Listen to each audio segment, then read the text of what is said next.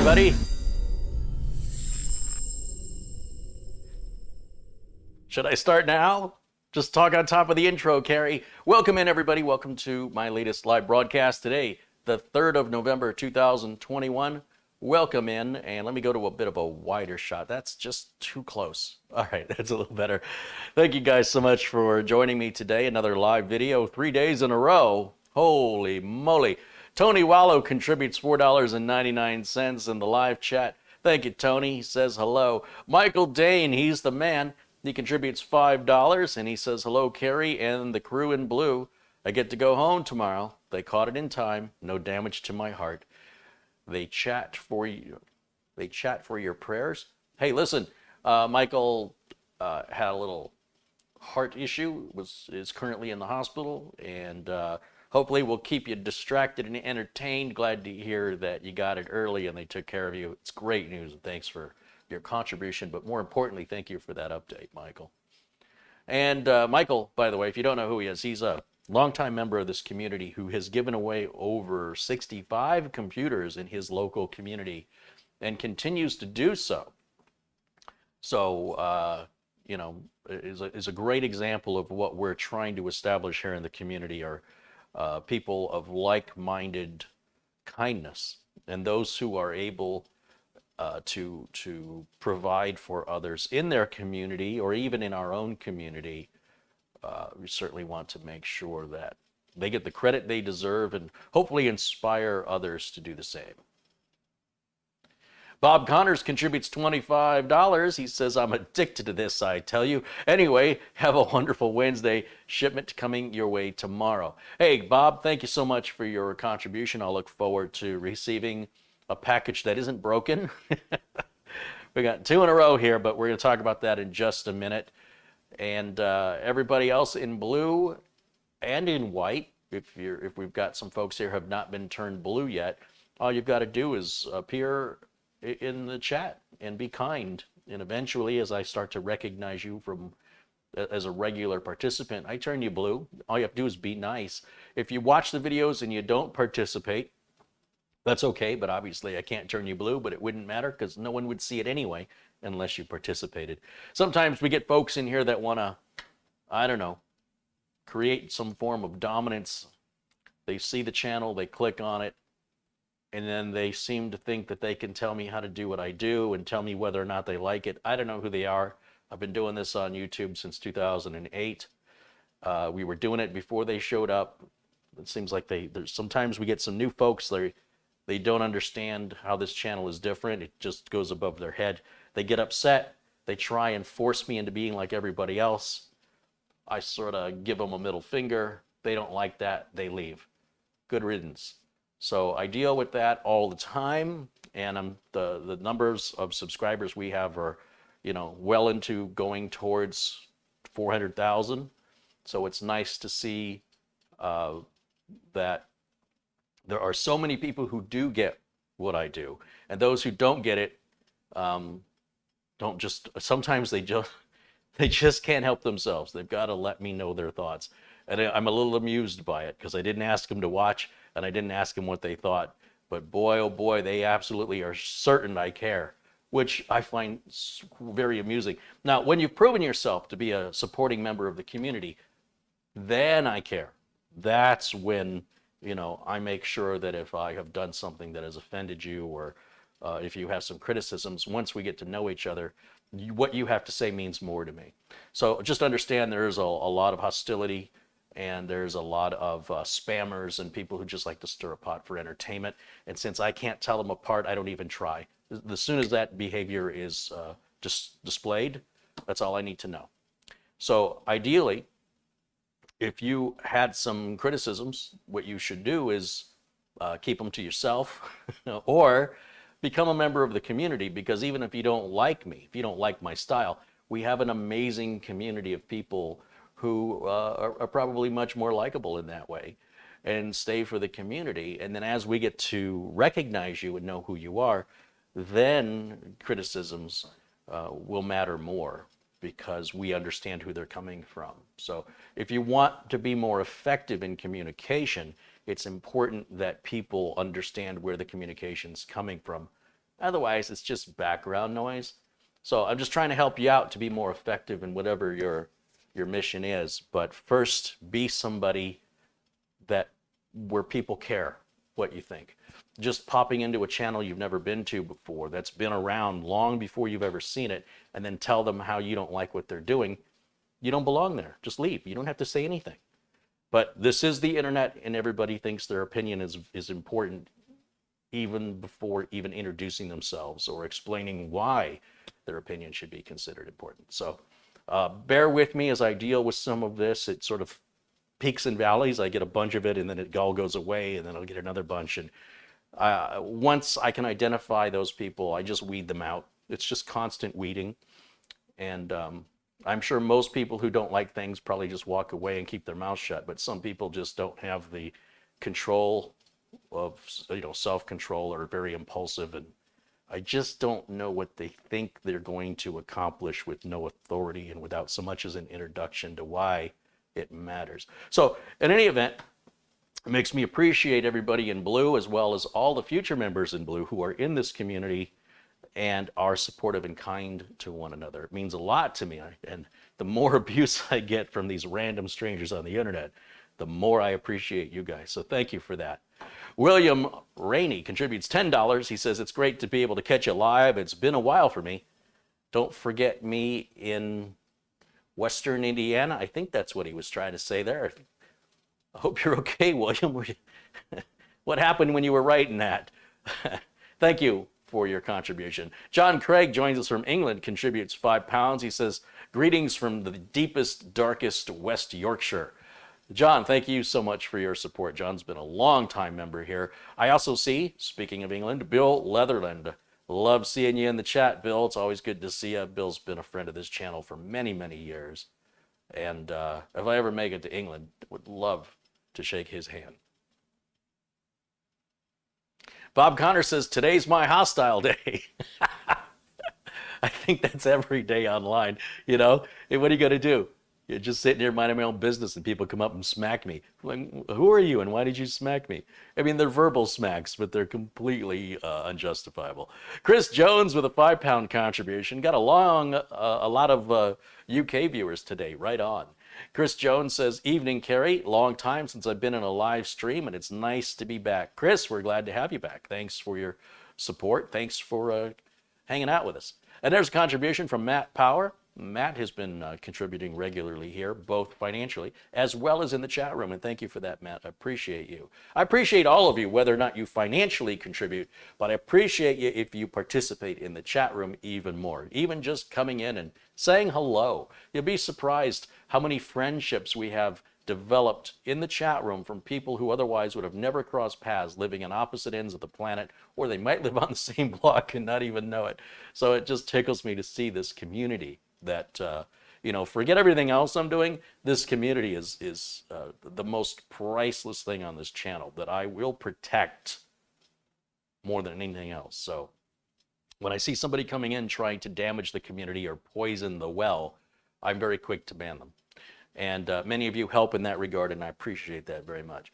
Ada Rivera with a $25 contribution. He says, I'm hoping the man, the legend, Mr. Michael Dane, is released to go home real soon. Hugs, Carrie. This is what I'm talking about. Community members supporting other community members. That is awesome. That you guys get to know one another in the chat room and care for one another and just are kind to each other. It's a nice, safe place on the internet that we've created here, and we're going to keep it that way despite others' attempts to try to destroy it. So thank you guys so much, and let's get to today's. Oh wait, one more. Fritzer contributes $5 and says, thank you once again for all your work and play. Thank you, Fritzer. Okay, let's talk about today's repair. What I've got in front of me is, actually I wasn't sure that I thought this was going to be like a pre-built computer, but the customer and we spoke about a couple of different things, and I can't keep it all straight. FedEx has been having a lot of problems lately. Nothing's arriving on time.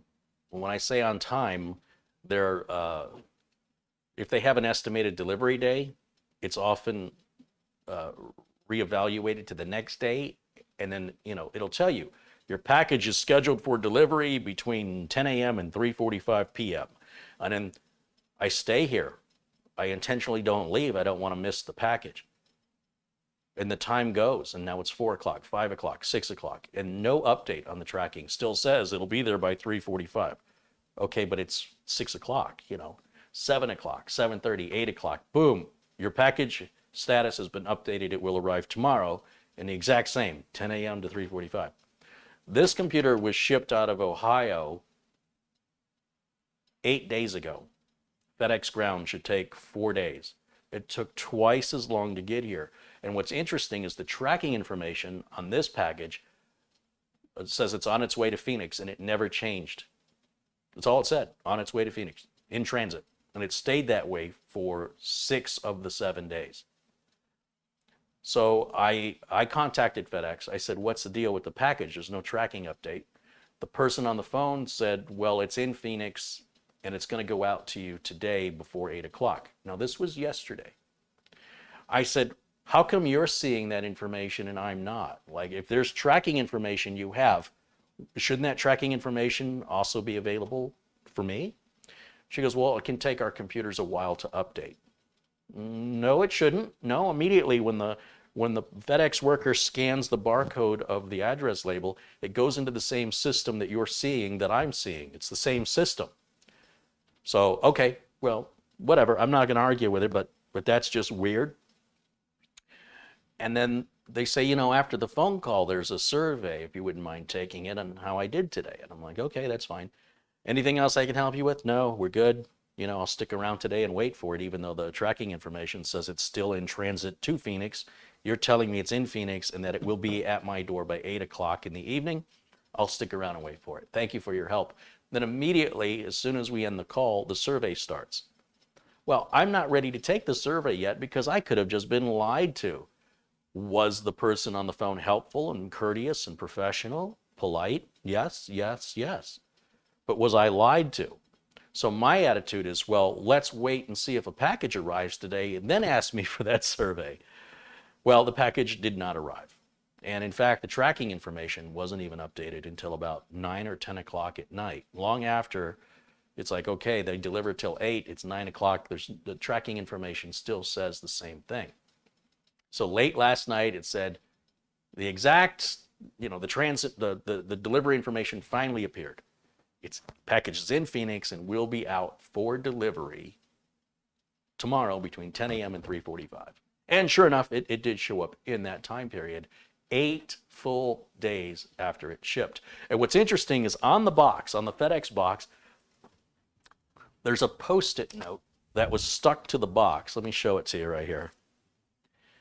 It says, come on, focus. It's going to focus, isn't it? Is it going to focus? It's not going to focus. Do I have autofocus? I might have autofocus turned off on this camera. Let me switch cameras real quick so I can show you this note, because I find it to be pretty funny. This is a shipping company. Their job is to deliver packages. So apparently this package is in the warehouse, and someone put a note on it and said, this is an add-on for today. What does it mean, an add-on? Isn't that what you do? You take packages. Why would this be an add-on? Why would this package be different than any other package you guys deliver? What draws your attention to this package to put this handwritten note on it? It's very odd. Very, very odd. I've never seen FedEx do that before. And what concerns me is the FedEx excuse is that they're getting a lot of packages, and I don't believe that's true. I do not believe that FedEx is getting any more packages yet. It is not the holiday season, and people are not on shopping sprees like they will be in the next couple of weeks for the holiday season. What I believe is happening, and I think the truth, is that FedEx, like many other employers in the United States, is understaffed and having a hard time finding workers. And I think they're handling the same number of packages they've been handling this whole year, no differently this week or last week than it was 6 months ago. But they have fewer employees working, and now they can't seem to operate the business without enough hands, doing the work. I don't have any evidence to support that other than what I'm seeing in every industry. Restaurants are closing, they don't have enough staff. I'm just seeing it everywhere, every retail store. And so I suspect FedEx is also dealing with an employee shortage, and they're saying they just got too many packages. So I think they're just reversing the other side of the coin because they don't really want to tell you what's happening. I don't know why. I don't know what's wrong with honesty. Or maybe I'm wrong. Maybe there are a bunch of packages that are being shipped for some unbeknownst reason that's out of normal. I suppose that's possible. But then it sounds like somebody needs to do some hiring, because if it's already starting, it's only going to get worse from this point to the end of the year. But what do I know? All I can tell you is that this is now the second package that has arrived days after its estimated arrival, and it has arrived with damage. And we're going to talk about that in a minute. A few other contributions have come in, so let me just take a minute to say thank you to these folks. There's a contribution from Patrick Russo. Hey, Patrick, thank you. He says, I'm sorry for disrupting yesterday's class. Oh, Patrick, you know, this is what we're talking about. You're a valued member of the community. And if you were somebody who that was the first thing you ever said, I probably would have just gotten rid of, you know, banned you. But I feel like I know you, and I feel like whatever it was you were trying to do, you were trying to tell me something that was off topic, and it kind of spun me a little bit. I'm like, what has this got to do with anything? But what Patrick was trying to draw my attention to was the new ASUS motherboards. Some of them have a quick release lever for the graphics card release clip. You know how I've got the GPU removal tool, and I can slide it in between the graphics card and the heatsink to reach that little clip. Well, now ASUS has developed a little button you can push at the edge of the board, and you push the button down and it moves the clip for you. Now, sometimes those clips get really, really stuck, and you have to jiggle the video card and push down at it at the same time to get it to release. And it'll be interesting how that actually works in reality. And also, ASUS likes to come out with a lot of technologies that other motherboard manufacturers copy. And if this works well, you'll probably see something similar on Gigabyte, MSI, and ASRock boards. That's typically what happens. Common belief that ASRock is a part of ASUS is no longer true. It hasn't been true for years. It's a fully independent company. They don't borrow technologies from each other. Use Wikipedia if you want to learn about ASRock. Now, that being said, ASUS has a number of features that, as I mentioned, that they've included, or they were the first to include, like metal supported PCIe slots, which again, I've never seen a PCIe slot break. I don't know why it's got to have metal, but then all the other manufacturers started doing it. You know, JJ and I, back in my Newegg days, was telling me about how ASUS creates all these new things that their competitors copy. And I'm like, well, I guess you guys are doing it right, but they do deserve credit for being the first, right? I agree with that. They also have the Q connector, which is where you can attach all your front port umbilicals into a connector and then just push that one connector onto the header on the board. That saves a lot of time and effort. And then Gigabyte did their G connector, right? And then ASUS also has the Q release. So the Q release is that button we're talking about for the PCI Express release mechanism that Patrick was drawing my attention to. And also they have the Q latch, and the Q latch is basically you would take your normal screwdriver to remove a heatsink over, you know, the M.2 drive of an ASUS motherboard. And then you put your M.2 drive in the slot, push it down, but there's no M.2 screw. Instead, there's a plastic dial, if you will, and it's got a little piece of an edge on it. And as you turn the plastic dial, the edge goes over the drive and holds it in place, so there's no more screwing the M.2 drive into position. You still have to screw the heatsink back on. So you've got Q release, Q latch, Q connector from ASUS. I don't know what the metal enforced RAM slots and PCIe slots are called, but ASUS was the first to introduce these.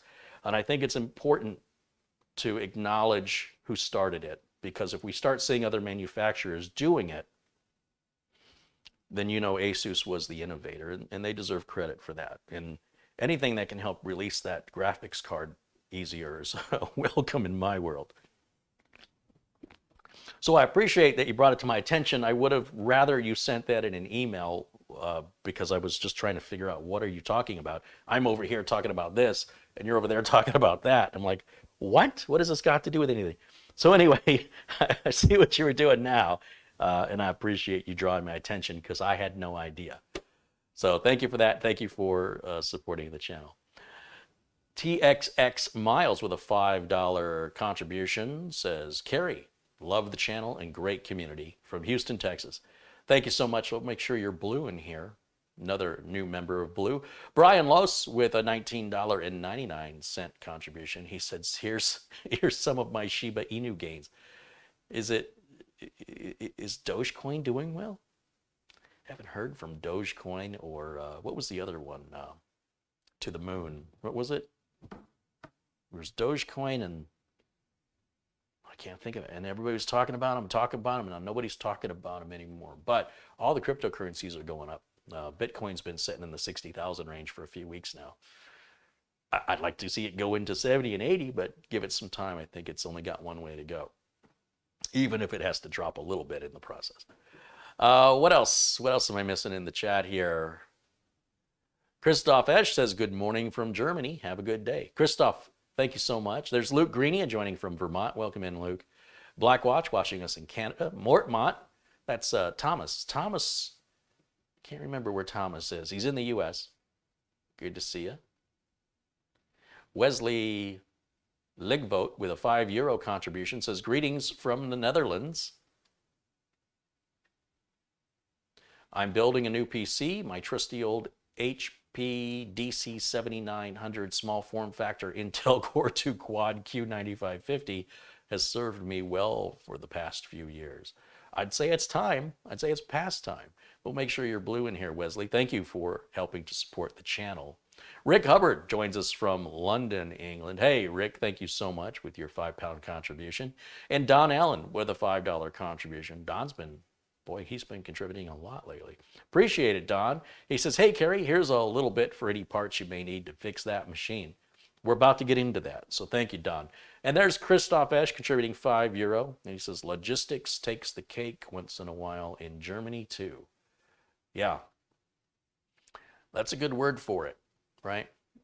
Logistics. We're talking about moving a package from point A to point B as efficiently, as inexpensively, as economically as possible.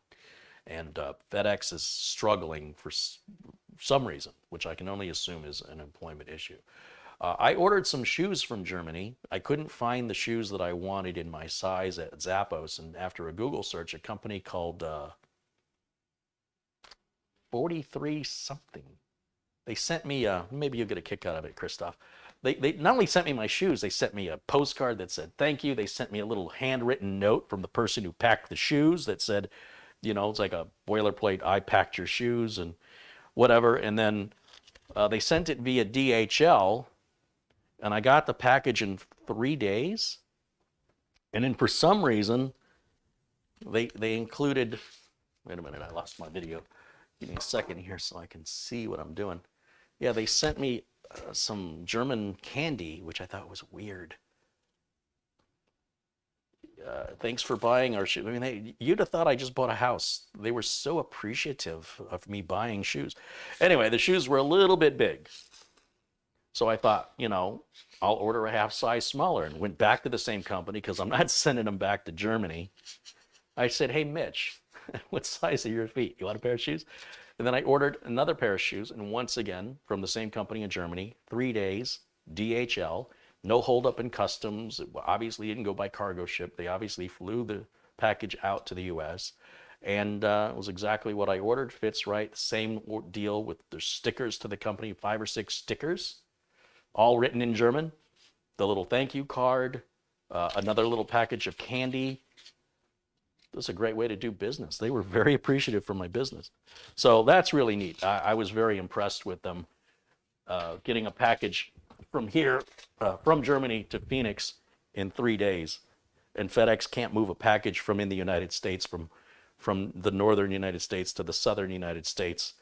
It takes them 8 days. I mean, I'm just saying this is not an industry-wide problem is all I'm getting at. But anyway, I thought Christoph might get a kick of that. Robert contributes $20. Hey, Robert, thank you.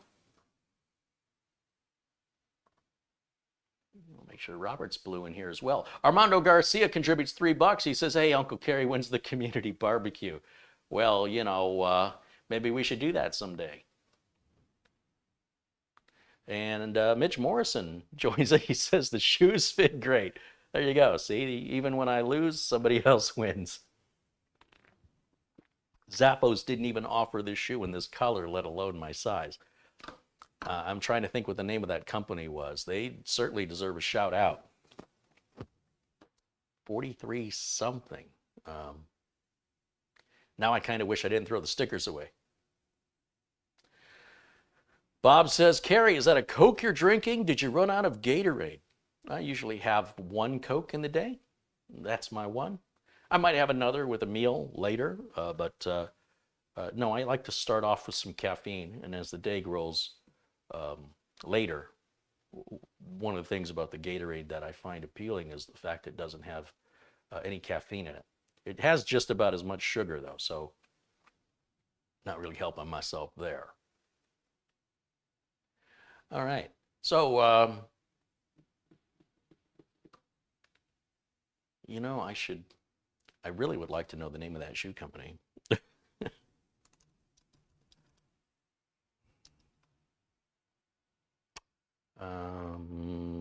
Let's see if I can find it.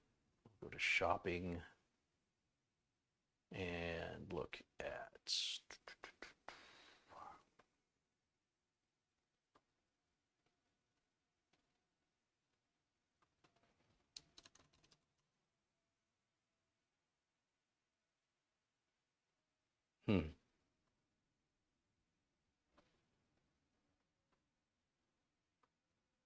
I can't find it now. Well, I'll have to talk about it another time, but they're certainly recommended for buying shoes. They had the shoe I wanted in the color I wanted in the size I wanted. Zappos had the shoe, but not it. They didn't even offer it in this color. And the other models that they had, they're sold out of nearly all the sizes, but like 11s and 12s. So I don't need a pair of clown shoes. But you know, that's a logistics problem. They're not able to get the shoes. The shoes are called Hoka. It looks like Hoka 1-1, but I guess it's Hoka One. And they're a French shoe, and they're a mountain trail running shoe is what I prefer to wear. So anyway, more information than you asked for. In any event, a couple other contributions, and then let me do this. Richard S. with a $5 contribution. Thank you, Richard. Rob Gurley with a $5 contribution. Rob says, great to be with you and the chat once again. Well, it's great to have you here, and thank you for supporting the channel. Christoph Ash has pointed me to the right place, 43einhaub.com. That's the place, Christoph. Excellent place to buy shoes. Highly recommended. Like I said, I would not expect the shoe. I thought the shoes were going to take 4 to 6 weeks to get here. When they arrived in 3 days, I was very impressed. But that's DHL.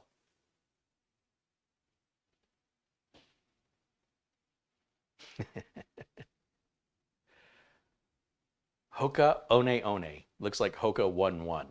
Yeah. Very comfortable shoes. And they make me a little taller, which makes Mitch uneasy. So, you know, that just encourages me.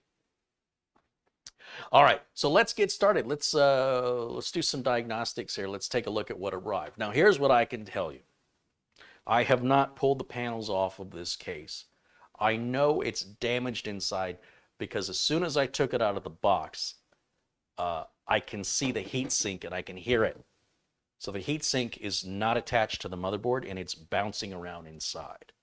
Now, this customer did not pay FedEx to pack it for them. I said, you know, you really should let FedEx pack and box this for you. They said, we ship stuff all the time. We ship, you know, very expensive electronic equipment we know how to ship. I said, that's fine. I've never run into a customer who's ever said that. So, you know, if you're comfortable with it, go ahead. There is nothing wrong with how they packed it. I would have used a bigger box. However, they did pack it with the motherboard side down, as they should have. It did have packing around it, and I believe that they simply did not secure the heatsink. And if that's what happened, FedEx would have not done any better as far as that goes. There is some damage right up here on the very top, tippy top of the case. There is no RAM in this motherboard. Customer said they forgot to send the RAM. And I just noticed there's no thumb screws holding the side panels in. So what I'm going to show you, I'm going to see for the first time. What I've done is I've taken a flashlight and shined it down through the holes so I could see if there was any other damage, because I'm hearing something large banging around inside of there when I have to lift the computer and turn it. Something is flopping around and it's big and it's heavy, and I'm very concerned that it has damaged the motherboard. If the customer did have the RAM installed, it probably would have destroyed it. So it's important when you're shipping, especially a computer, that you're not only packing it correctly, that you're not only putting it in a double-walled box, but that everything inside of the case is secured, no differently than you would secure yourself in a roller coaster. Lock yourself in, because if you have a phone that's loose or change in your pocket and that roller coaster flips you around and to the side, your phone and change are going that way and that way. Well, anything that bounces around inside of this case during shipping, and especially if it's something big and heavy like your power supply or your heatsink, can completely demolish the internals of the motherboard, the storage, the RAM, everything attached will just have the parts ripped right off of it. So again, a blessing in disguise that the customer did not include any RAM because of this. Now the cooler that's in there is a stock Intel cooler with plastic clips.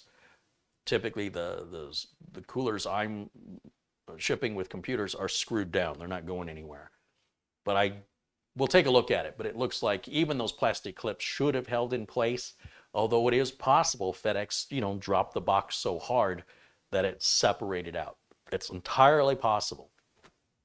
However, this is 2 for 2 now, and I'm starting to get into, I feel like I'm a collision repair guy instead of a computer repair guy, but we'll take a look at the inside here.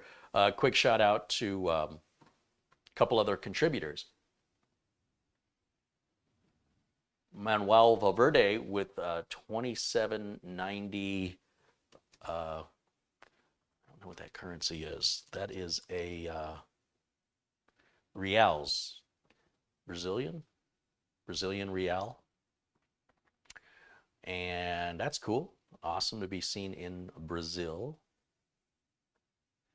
And I was just trying to see.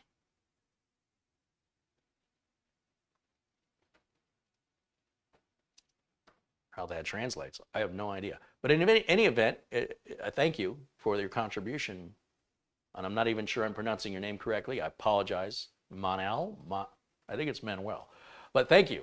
And also to Mike Cardone contributes $5. He says, thanks for all the help. We all appreciate it. Thank you, Mike. We'll make sure you're blue in here.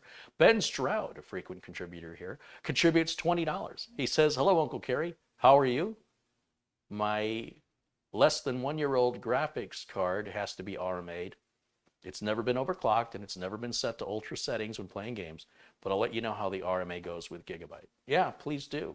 Please do. What is the GPU model? Paul Baxter with a £2 contribution. Thank you, Paul. Ben, this is why, like EVGA, I know the customer support's going to be there and the likelihood of needing it is reduced. I've heard good and bad things with Gigabyte RMA processes. So yeah, do follow up with us, please. Let me go over, I've got a camera set up over here. Let's go over to this camera. If I can figure out how to do that. Should be right, that button right there. Okay, so you're gonna see what I'm gonna see. David Officer was doing the financial conversion of reals to US dollars, about $5. Again, thank you for that. So again, no screws are in the back holding this together, which is not good. Let's go ahead and remove the panel. Now be aware things may fall out onto the floor. The panel is really jammed. Let's get that set aside. Oh, wah, wah. That panel is supposed to be on the other side. The panel that has holes, this side, is supposed to be on the side that has the heat sink. So this panel's on the wrong side. I thought it was coming off the wrong. I thought I should be taking it off towards you. This makes more sense. This panel, the solid panel, got it backwards. No big deal. There's exactly how it's sitting. Here's our heat sink. I'm curious. Yeah, I can already see the problem. If you look really, really closely on these OEM heat sinks, and I've talked about this before, some people think that the little arrow needs to be turned in the direction of the arrow. That's the direction it needs to be in to take the heatsink off. By default, when you take the heatsink out of the box, that is in this position. When you put it in this position, you've unlocked it. Now, if we look over at this one, boy, that one's, look at that. That's completely twisted around and bent. See that? Just twist. And you'll also notice the little alligator. See if I can get a focus.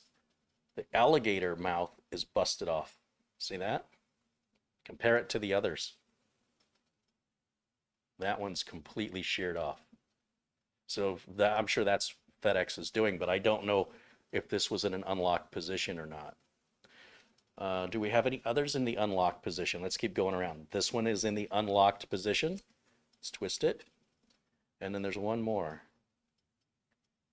Where is it? Where's the other one? I've confused myself now. We have the bent, where's the bent one? There's the bent one. I can't even move it. It's jammed. It doesn't matter because that piece is busted. Let's take a look. Okay, that one's good. That one's not good. This is another one that's completely bent. See the curvature? This part is supposed to be on this side, but at least the alligator mouth is there and it's not busted off. So I don't believe, let's see if I can twist that around. There, that one's okay. I don't believe that this was properly affixed to the board, and that's what caused the problem. So I don't think FedEx did this. You really got to prepare this stuff for a roller coaster ride, and securing the items is critical.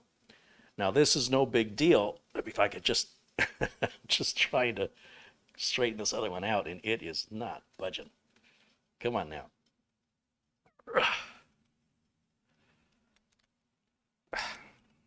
There's a real challenge here. All right, I'm just going to set it down because I can reuse this if I take an old cooler. I can pull the whole plastic shroud off pretty easily. There's little clips, and I can just replace it, or I can just replace the whole cooler. There's nothing special about this cooler, but I can't remember what the customer said about the computer. But let's just take a look at what we've got here, and let's evaluate it together, and maybe you'll catch some things I'm not noticing. So again, this is all unscripted in one take, and I don't know what will happen next, but let's take a closer look inside. I would not mount the power supply with the fan up. The problem with this is if you're working inside the computer or you're shipping the computer and a piece breaks off, it can fall inside. And if it's metal and it falls inside where you're plugging directly into your wall, this is a fire hazard, and this fan should face the bottom because the bottom of the case has a filter under here, and that's to draw air in for your power supply and then exhaust the air through the back of the power supply. So in and out. What we're doing here is we're drawing hot air into the power supply from inside of the case instead of cold air from the outside. If you have this on carpet so that you can't get air under here, then it still wouldn't justify putting the power supply in upside down. The other thing putting the power supply in upside down does is you see all our connectors and cables are now right here in our way instead of over against the other side, which makes it much easier to cable manage. Now, as far as cable management goes, I did advise the customer to tie up any cables so they don't slap around in shipping. And I think that this was probably done prior to shipping it to me. I think they just, maybe they built it this way, but I think they just tied the cables up to prevent, through my advisement, to prevent any damage from the shipping process. Now, my next concern is the motherboard itself. By having that giant heatsink bouncing around inside of here, it can scrape up against things like your PCIe slots, break the buttons off, it can break the tabs off the RAM. If you have RAM in there, it could bust the RAM right out of the socket. I've seen all of this before, and I like to warn customers about it to prevent it. It's never good news. Now, this is not a very expensive system. It's not like they were shipping me the big beast build or anything like that. So we don't have a lot at risk if things are damaged. We just want to make things right as quickly and as inexpensively or as affordable as possible. And what I'm going to do is I'm going to just start pulling these nylon zip ties off of here, cutting these off so we can get a better look at what's going on in here. These connectors right down here, these are all installed incorrectly. I've got a number of videos where I show it's always the same for the last 13 years. Nothing has changed since my very first video in 2008. And those connectors, where are they? These are not on correctly. So this does not go there, this does not go there, this does not go there. This one I think goes there, but I think it's upside down. So we'll check all that later. But that was not done correctly. They're always the same. You look at any build video I've ever done, they always go on the same unless we're dealing with a mini ITX motherboard. Now here we've got just a SATA cable going up to a DVD drive, a power cable going up to a DVD drive. And as for any storage, well, that's a good question. I don't see an M.2. Oh, that's because this is an older board. This is a, let's bring this up a little bit here. Z97 Pro. It's pretty old. And, you know, we've seen these boards from ASUS before where the builders play around with these switches down here. And we've had repairs come in where all we had to do was put the switch back to its default position that the PDF manual that you can download will specify. You just move the switch back where it was and the system's off and work. Now, right up here, we can see what CPU we've got. Let me move the camera a little bit. Let's take a look. Now, obviously, it had a heatsink on it. The customer didn't, you know, fail to wipe off thermal compound. They shipped it with a heatsink on it that wasn't locked in.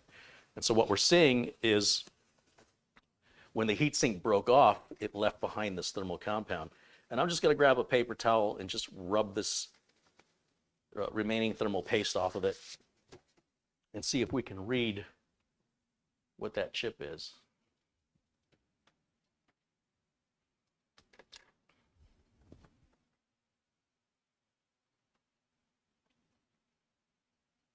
It's hard for me to see it.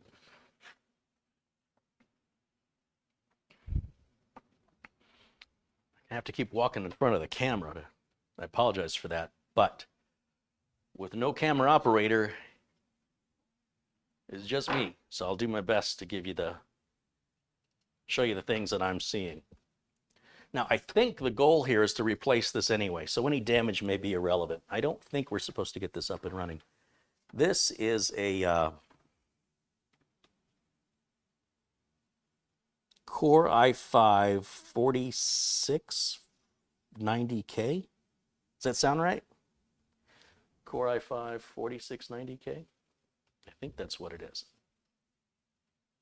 You guys might even see it better than I can. So it's an older machine. It's pretty old. You can see if we move the camera up here a little bit, you'll better see the dent.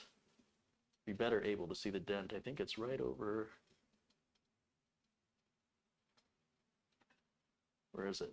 It's right on the edge. right there.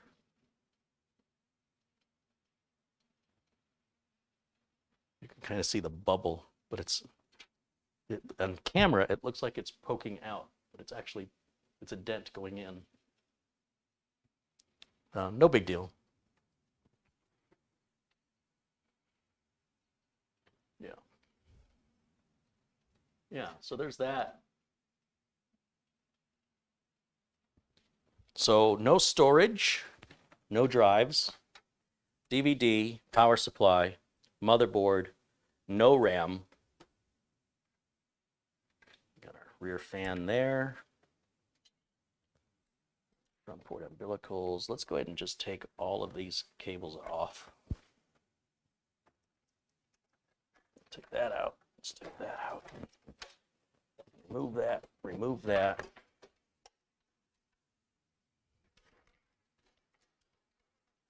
Okay.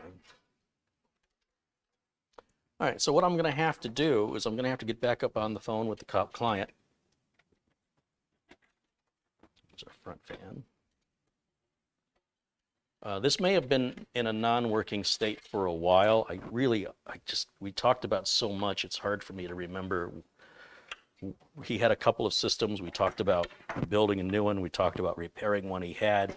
And I just said, I was getting confused even on the phone call. I said, let's just do one thing at a time. So send me one system. Let's start there. And we'll see what you've got. And based on what you've got, I'll make some recommendations. So that's where we're at.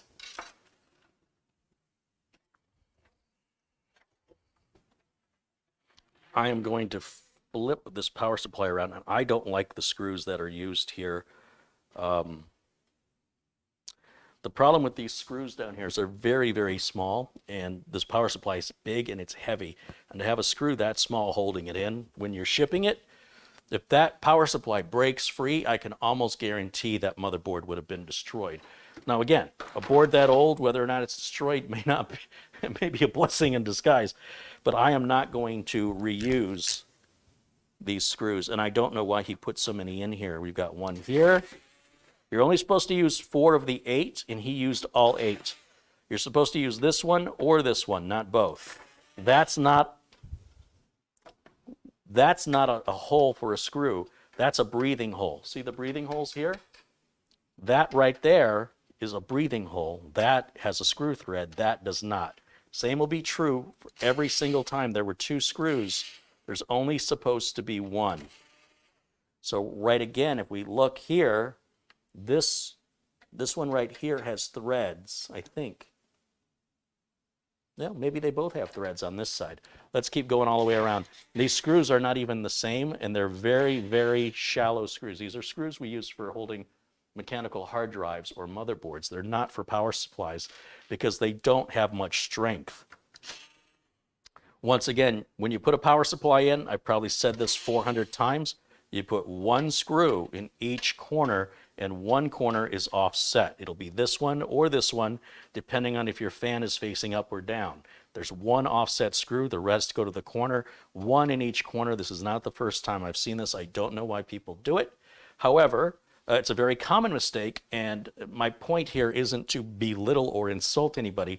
It's to use as an example of common misconceptions that first-time builders often do. And I can talk about it, and I can tell you about what I've seen. But then when I have one that demonstrates what I've been talking about, that is your evidence that I'm not making stuff up, that this is very common.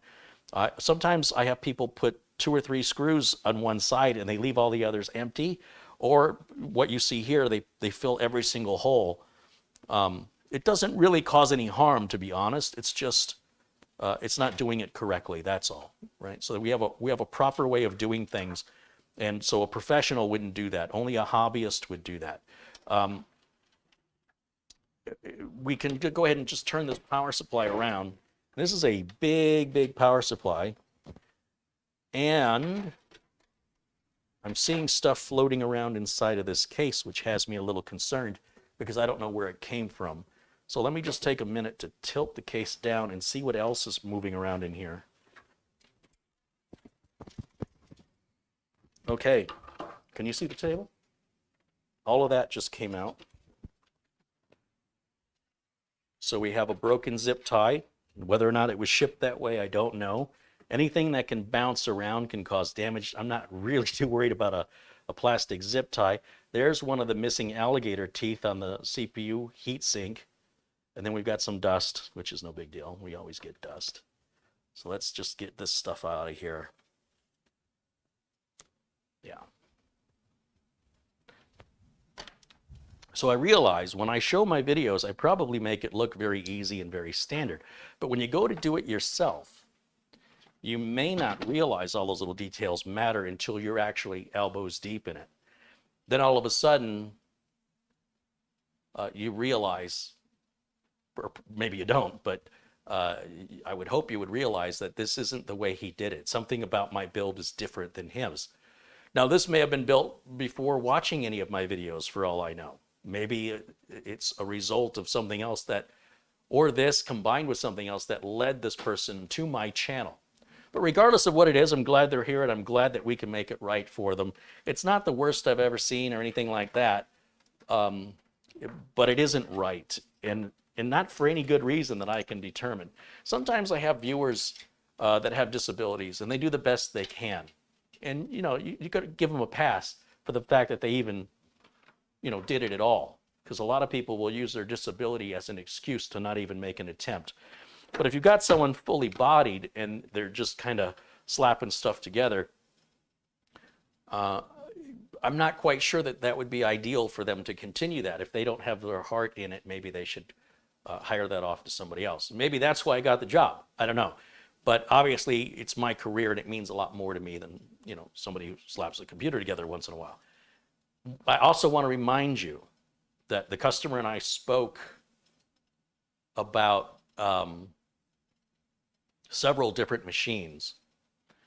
And this may have been a machine that they had laying around and that he slapped it together for the purpose of sending it to me. Or was it this way and they were using it this way? I don't remember. It doesn't matter. But I don't want to, again, it's not my intention to insult or belittle anybody. I just want to use these as teaching lessons that if you don't understand the reasons why I do things, this is what I'm trying to avoid when I ship a computer. I don't want it to arrive like this. I don't want a customer to take a panel off and see what I just saw because I'm a professional and that would reflect poorly on me. Now, if you want to build your system that way for you, that's your business. In fact, if you want to start a business and build computers where none of this matters to you, good luck staying in business, right? If you can get away with it, yeah, I'm not here to tell you you can't. But I will say it's more sustainable and it's more productive to do it right the first time. And if you just don't have the time for that, or you're just not interested, it may be best to have somebody else do it for you. Now, anybody who's willing to try, and I want to emphasize this. Where's my other camera? Because I want to make sure I get really well heard here. I would rather, and I would have more respect for somebody who tried and made mistakes and said, hey, can you help me? Than somebody who won't try because they're afraid they're going to make mistakes. So of those two, I'll take this any day of the week because somebody did something, right? Now, there are other people who are very busy and they say, here, take some money and do this for me. I respect that, no problem. But when the reason I'm being asked to do something is strictly because the person who's asking is doing it out of fear when they're perfectly able-bodied, but the issue's up in here, I'll do it. But I would much rather they made an attempt and then asked me for help because I want to see people grow and I want to show people what they're capable of if they just give themselves a chance. You know, and if you screw it up, then mail it to me anyway, but at least you tried.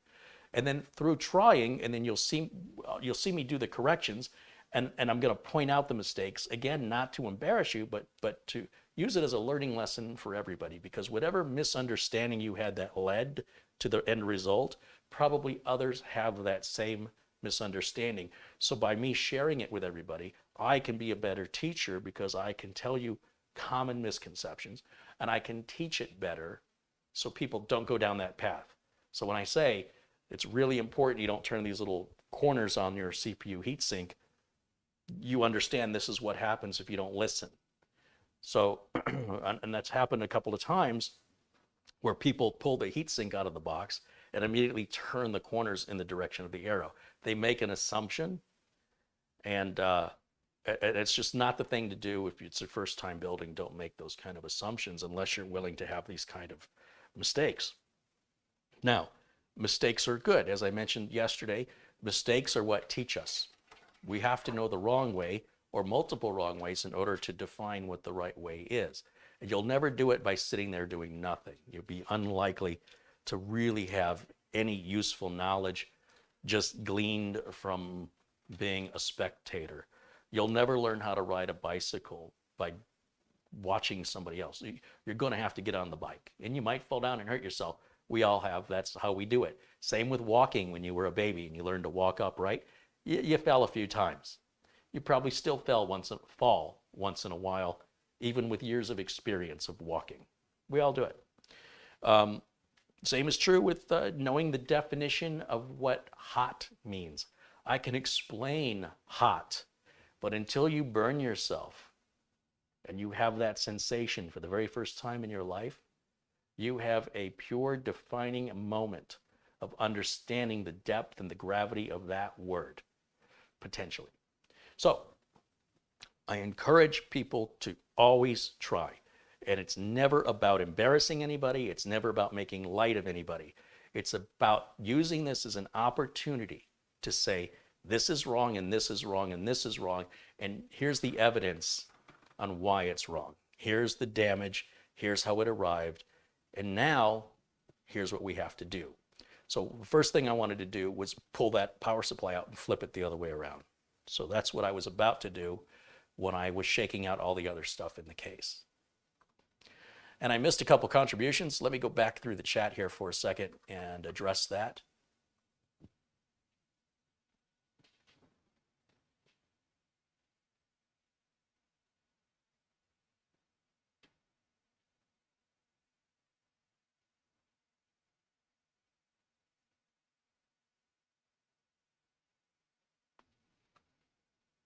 Peter Laycock joins us from Bonnie, Scotland. He says it's 44 degrees Fahrenheit in Edinburgh. He says, good evening, Carrie and everyone in the chat. Hi, Peter. And Peter contributes 50 pounds. Hey, Peter, thank you as always. Very generous person. Very, very lucky to have Peter here and a member of this community, and lucky to call him a friend. There is Raul in chat. Chavo. He's going by the name Chavo in the chat room. Contributes $5. He says, hey, Carrie, that case looks a lot like mine. It does. It does. And let's see. Who else have I missed? There's Dave Linovitz. Slap on the bass. What's happening, Dave? And Dave and I have known each other a very long time. You want to come over and be on camera, Dave? It'll be the first time I'll have a guest my height. I won't look so short if Dave's here. He's like, yeah, it's nice knowing your motivation.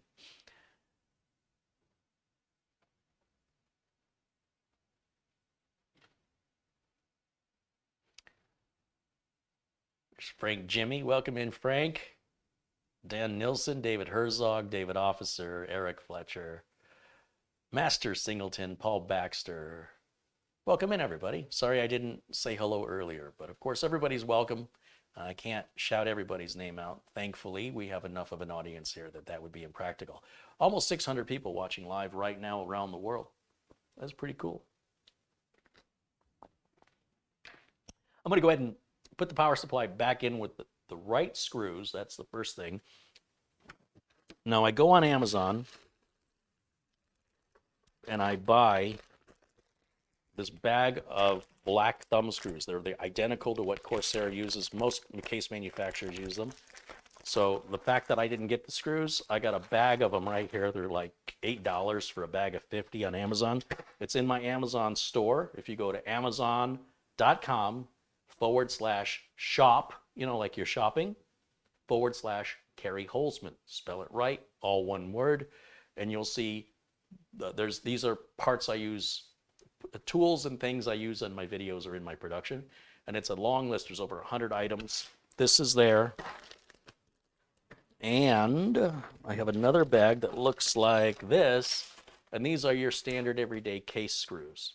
That's what I would use to hold the power supply in it. You've seen me use these screws more than any other type of screw, even back in 2008. But in 2008, they were usually silver. Now they're black. These are made by Hanbei.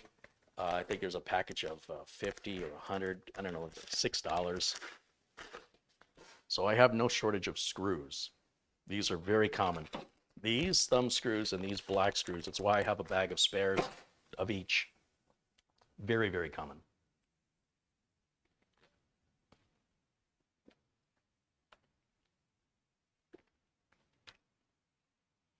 Yes, please, if you enjoy the content, hit the thumbs up button there. You can like that. It's free. It's one click away. And if you hit the subscribe button, you can be made aware anytime I go live or anytime I'm posting new edited content. Planet Cryos, who I don't see in the chat today, will do edits for us and put them up there. And if you hit the little bell icon, after you hit the subscribe button, if you hit the bell icon there, that turns your notifications on. If your notifications aren't working, go in the top right corner of your YouTube account, go under settings, and then look under notifications and see how you're telling YouTube to notify you, right? So there's a couple of different steps you've got to take for those notifications to work. If nothing else, do know that I go live every Friday at 1 o'clock Pacific time. Well, actually, I guess that's going to change after daylight saving time. But for right now, Friday afternoons I've been going live, typically with Mitch Morrison joining me for a bizarre computer build. Black Friday, I will not be doing a video here. I'll be doing it at Amazon Live. So if you want to watch my content, I'll be doing some sponsored videos on Amazon. So they're going to be promoting some products. It's still me, and I still have the same integrity. I'm not selling out, but I am going to take a different direction for funding these videos rather than depending on this wonderful community to contribute, which has been wonderful. It's sort of peaked out. And so if I want to go above that and keep growing, I have to come up with other ways. So while I'm still continuing the YouTube stuff, nothing's changing here. The Amazon Live stuff is going to be a slightly different format, and it gives me time to showcase products, and if people buy them, I make a commission. If in some cases the product I'm talking about may be paying me to promote it, and I can always share those videos here as well, but I can't necessarily share these videos over there because Amazon's got different rules. Some of my videos qualify, some of them don't. So for that reason, I'm separating the two, and I don't want to confuse people. So, oh, I'm not done with this yet. What am I doing? I still need this. We set my torque setting back to 3.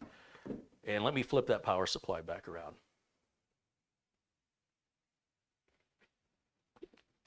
Master Singleton contributes $2 Australian and said, I'd love to see Dave live on the show.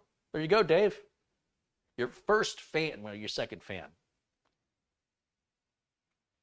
I'm your first fan. All right. I think I'm caught up.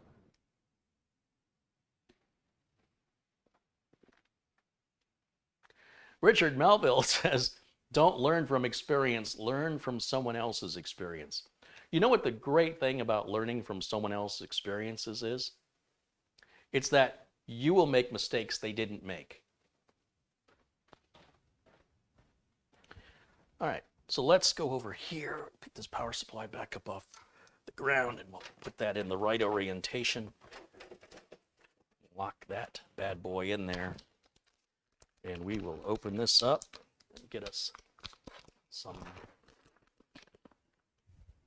hex head screws. 1, 2, 3, 4. There we go.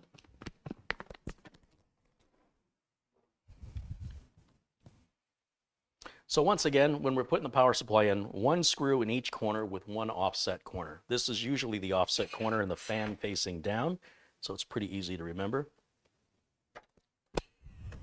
See that? See how easy that goes in? There's no struggle, there's no fight, no brute force. Everything's like butter. Now this one, I can't remember if it's down here or up here.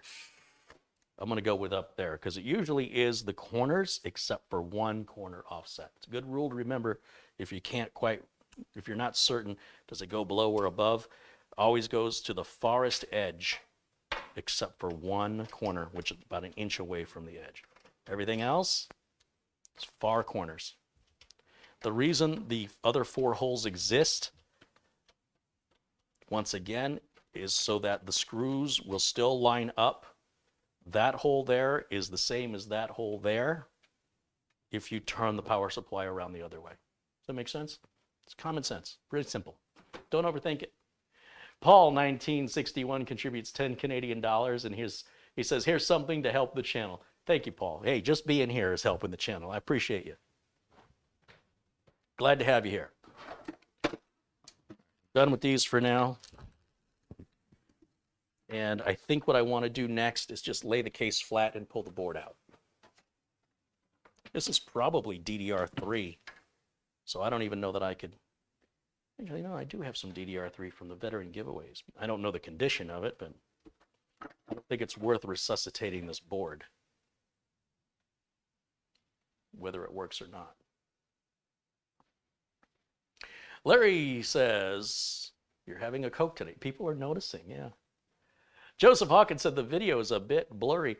The video looks crystal clear over here. Check your video resolution settings of YouTube. Below my video, there's a little gear looking icon. That gear, you're going to see it in Windows on the Start menu. You're going to see it everywhere. That has become the universal symbol for settings. It's on your smart TV. It's on your phone, the top right corner of your phone, if it's an Android phone. That little gear is the first place you should go to when you want to check your settings, like the notifications you may not be getting. Go to those settings and look for the notification portion. If the video looks blurry, go to those settings and see what resolution that your video is set to.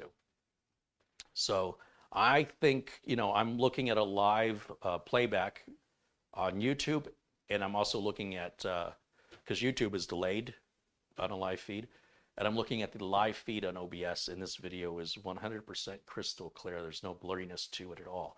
So when you're having an issue, I think the first thing you need to ask yourself is it just me?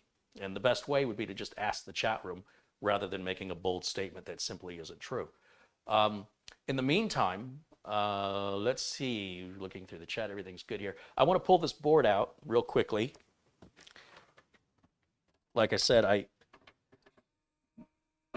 ooh, that didn't sound good. Okay, why is that so bad? Oh, my screwdriver was on a slow mode. Okay, freaked me out for a minute. Didn't sound right. I know the screwdriver very well, and it didn't sound good, but that was because I had it. It's got 2 speeds, and somehow I set this the wrong speed. You know me, I'm trying to get everything done quickly. I'm not going to use the slow speed.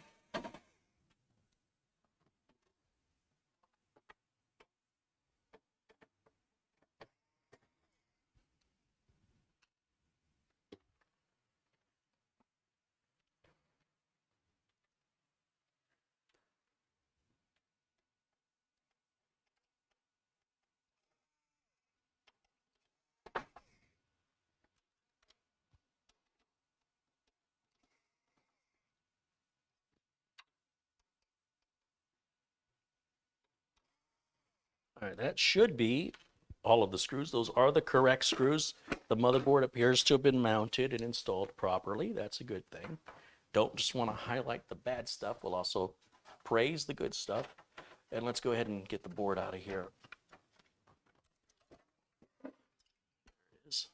There's that. I hate setting this on my counter. It's got very pointy soldering points that'll carve right into my workbench. I mean, it is a workbench, but you know, I suppose a workbench that doesn't have any scratches on it is probably not really, there's not much work being done on it. The more it's scuffed and scratched, the more respect I have for the person behind the bench. However, I'm still trying to basically, you know, work on an engine without getting my hands dirty. So I'm going to just set the board a little off camera over here for now, and we'll get it back here in a second as I make room on the counter. It's very easy to consume a bench of this size with just one computer build process. Typically, in shops that I have worked as a computer technician in, I've been surrounded with benches. I'd have a bench here, I'd have a bench over here, and I have a bench here. So I have, tools over here. I have maybe a system I'm testing over there, and then what I'm working on generally in front of me. Monitor typically would be hanging on the wall, and then we usually have a shelf across all three as well for other items that we would use for screws and tools, and maybe I'd set a motherboard up there or something I'm working on. So it's a little weird working like this for me. I don't have a lot of workspace, and this is a large bench. However, it's still only one, and I'm accustomed to having three. So I have to get a little creative sometimes on where I move stuff and being careful not to knock things over, especially when cables are hanging out like that. And I spin this Lazy Susan, the cables can swing and knock things off the counter. And there's more dust bunnies. I'm going to just get those into the trash can. I don't think we recycle dust, do we? And even the case is tilted because it's laying on its own cable. And this is why I'll often just grab the cables, shove them inside, and it prevents the accidental, if I have a screwdriver here, it'll knock the screwdriver off. These cables, I typically will drape over the top. Once again, same reason. And yeah, now I can spin this without knocking anything off the counter.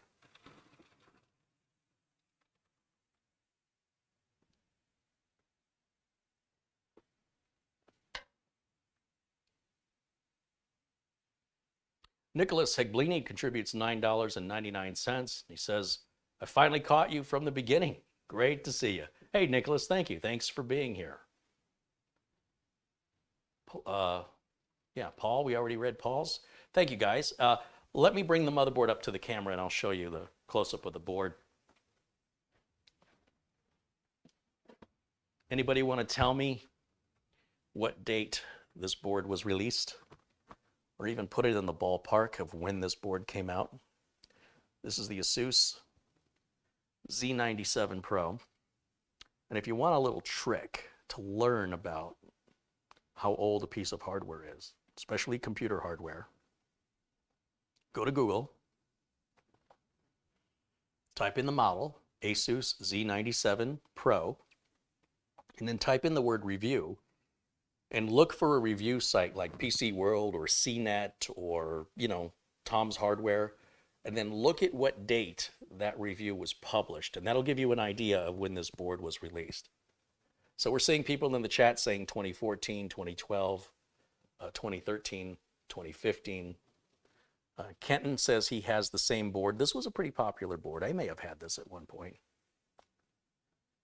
Bob Connor says, Carrie, I ordered that Lazy Susan you used, and when it arrived, it looked much bigger than it does on my monitor. That's a 22-inch Lazy Susan. It's one of the biggest, it is the biggest I could find. So again, look at the date of the review. Now, if there are reviews from 2015, 2014, and 2013, you want to look at the earliest review. So that would suggest, if people are saying 2013, it would say 2013. A lot of people are saying 2014. Dave Linovitz is saying 2014, and I know Dave, so Dave is probably right. And that is 7 years ago. If you have trouble doing the math, could be close to 8 years now. And so most computers, as I mentioned, when I build the machines that I'm doing, the budget builds and the 8-year builds, there's a reason why they're 8-year builds. This is an 8-year-old motherboard. It's close enough. And it's just not good to us anymore. Now, could you still use it? If you had to, I suppose you could, but just because you could doesn't mean it's a good idea. There could be some security issues. There could be some compatibility issues with getting other hardware. You're not going to have the advantage of the latest USB format. You're not going to have the advantage of the latest memory, DDR4, and now DDR5. You won't have the performance. You won't have necessarily the security. There could be security issues in that chip or in the chipset that nothing your antivirus or operating system can help you with, unless the operating system is updated to reflect a patch that addresses that. Things like Spectre and Meltdown, these are a couple of examples out of hundreds of thousands, and if you want to Google those to learn more about them and just why they're so dangerous, it's part of what comes with having older hardware. So make your decision. You know, again, going on the internet, the hackers are going to be using the latest and greatest hardware to hack you. And if all you have to defend yourself is an 8-year-old system, it's sort of like going to war with a sharpened stick when your enemies have laser-guided missiles. I don't know how you think you're going to win that. However, make your choices, make your bed, and then lie in it, because it's not my problem. I just want to give you the information in the hopes that you'll understand the proper expectations based on your decisions. You can't say, I didn't know. You've been told. This idea that it hasn't happened to me is what everybody says right after it happens to them. I'm going to pop the IO shield out of there. And that just obviously doesn't have any screws or anything holding it in. It's a friction fit. And these are unique, and they are designed for each motherboard or each model of board. They're not interchangeable to a different model of board, so they'll stay together. Now, we know we have another generation of Intel chips coming out. The 12th gen will be out. And these systems are lasting longer and longer, right? So when this was built in 2014, I would not have said it was an 8-year build. I would have called this a 6-year build. I would say this was good for about 6 years. But what's happening is the technology is evolving faster. The hardware is evolving faster than the software at this time. So we have ultra powerful graphics cards that very few software applications take advantage of the power available in a modern high-end GPU. We have processors that are capable of handling much heavier tasks than what most people use them for. And so the difference between a 9th gen and a 10th gen and an 11th gen Intel chip are very, very minor. In fact, you could even say, if you go back to 8th gen and 7th gen, that we're just seeing the same chip with little tiny enhancements. Little of this, little of that, it's kind of the same chip. So the 12th gen is something completely different. And from what I understand, it's going to be, first of all, very expensive. They're only releasing the K versions of the chips initially, and it'll be after the first of the year before we get the rest of the chips. Motherboards are going to be very limited, very expensive. You can get them with DDR4 if you want to, or you can get them with DDR5. DDR5 is twice the price of DDR4. And I wouldn't even play this game if I were you. The idea of pre-ordering a next generation chip with a next generation motherboard, a next generation socket, a next generation chipset, next generation RAM, next generation PCIe 5. I wouldn't do it. I wouldn't do it. You're going to be spending a bundle. And if you want it to work well, you're going to want Windows 11, because of how Intel isn't giving you all the cores the same way they used to. You're going to have, on these K chips, you're going to have a certain number of efficient cores, low power cores to do, like when you open up Google Chrome or you open up Microsoft Word or you're answering an email, let those cores handle that so that your main cores are free to tackle the serious work and they're not burdened with all of this trivial stuff that's sipping away at their power. I think it's a good idea. Now, how that's going to work in reality, I don't know yet, but in order for that to work efficiently, it requires certain instructions to differentiate one type of core from the other, performance core versus a efficient core. And as a result, the operating system has to assign that core assignment, which Windows 10 will never do. So there's a reason for Windows 11. Remember, I've been looking for a reason. I've been asking people for a reason. Nobody's been able to provide me one. That right there, obviously, if you go 12th gen, you don't want Windows 10. See what I did there? I mixed up my numbers. You don't want that. You're going to want Windows 11. If you don't have a 12th gen, don't worry about it. You don't need Windows 11. Not yet. Maybe after some updates and some changes and polishing, it'll be something I recommend. But unless you have a 12th gen Intel chip, I don't recommend Windows 11 at this time. Do we get all that straight? Windows 10, Windows 11, 11th gen Intel, 12th gen Intel. I can see how people that aren't into computers get overwhelmed by the terminology. What does all that mean? Well, bottom line is right now, if you went to Newegg or Amazon or wherever, and you wanted to buy an Intel chip, you could choose between a 9th generation, a 10th generation, and an 11th generation chip. They're all current. Nothing's obsolete. The bigger the number, the more money you're going to spend. The older the number, the sooner it's going to become obsolete, I suppose.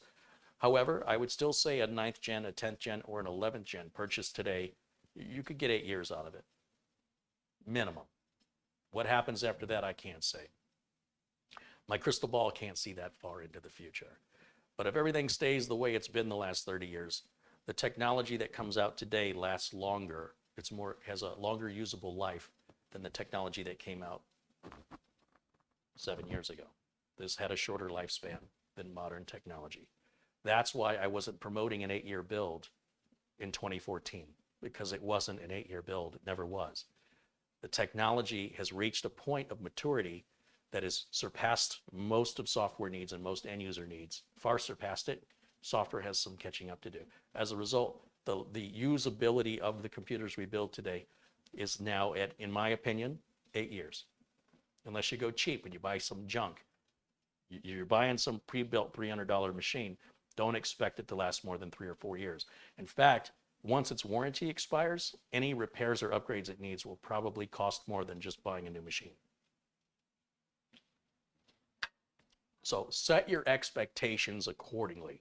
You're not going to get a Rolls Royce at Chevrolet. You know, your Cadillac is not a Rolls Royce, and you just simply can't force that. You can't, it would be unreasonable to think that you want a Rolls Royce, but you want to pay a Cadillac price. Not if it's new.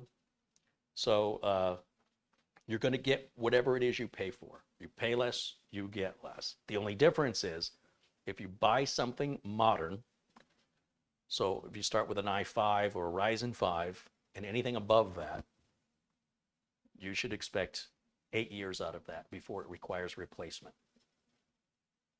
Okay, have I beaten that dead horse? I want to make sure it's thoroughly beaten.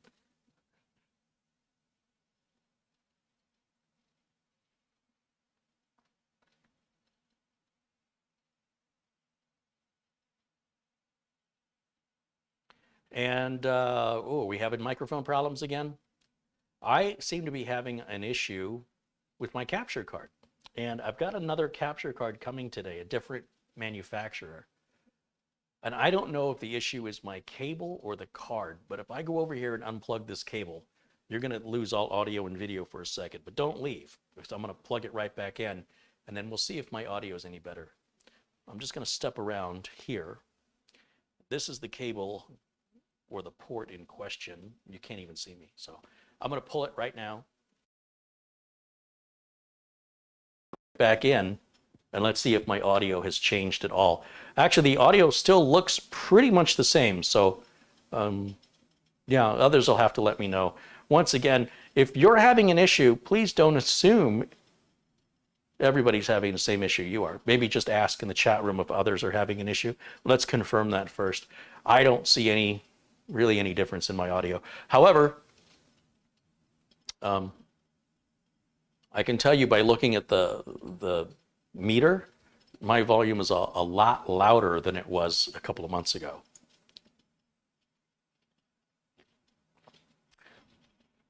Oh, people are saying it is louder. I can tell you, looking at my meter really hasn't changed. It's been bouncing in the yellow the whole time before I unplugged it and after. So thank you for the feedback. That means there is something going on here. Could be the cable, could be the capture card. There's a couple different ways I can address that. But if it goes low again, please let me know. But also, please verify it with others first, just to ensure, because I don't see any difference over here. So again, I appreciate the feedback. That surprises me. Contribution just came in here from Wayne Was. $20. Thank you, Wayne.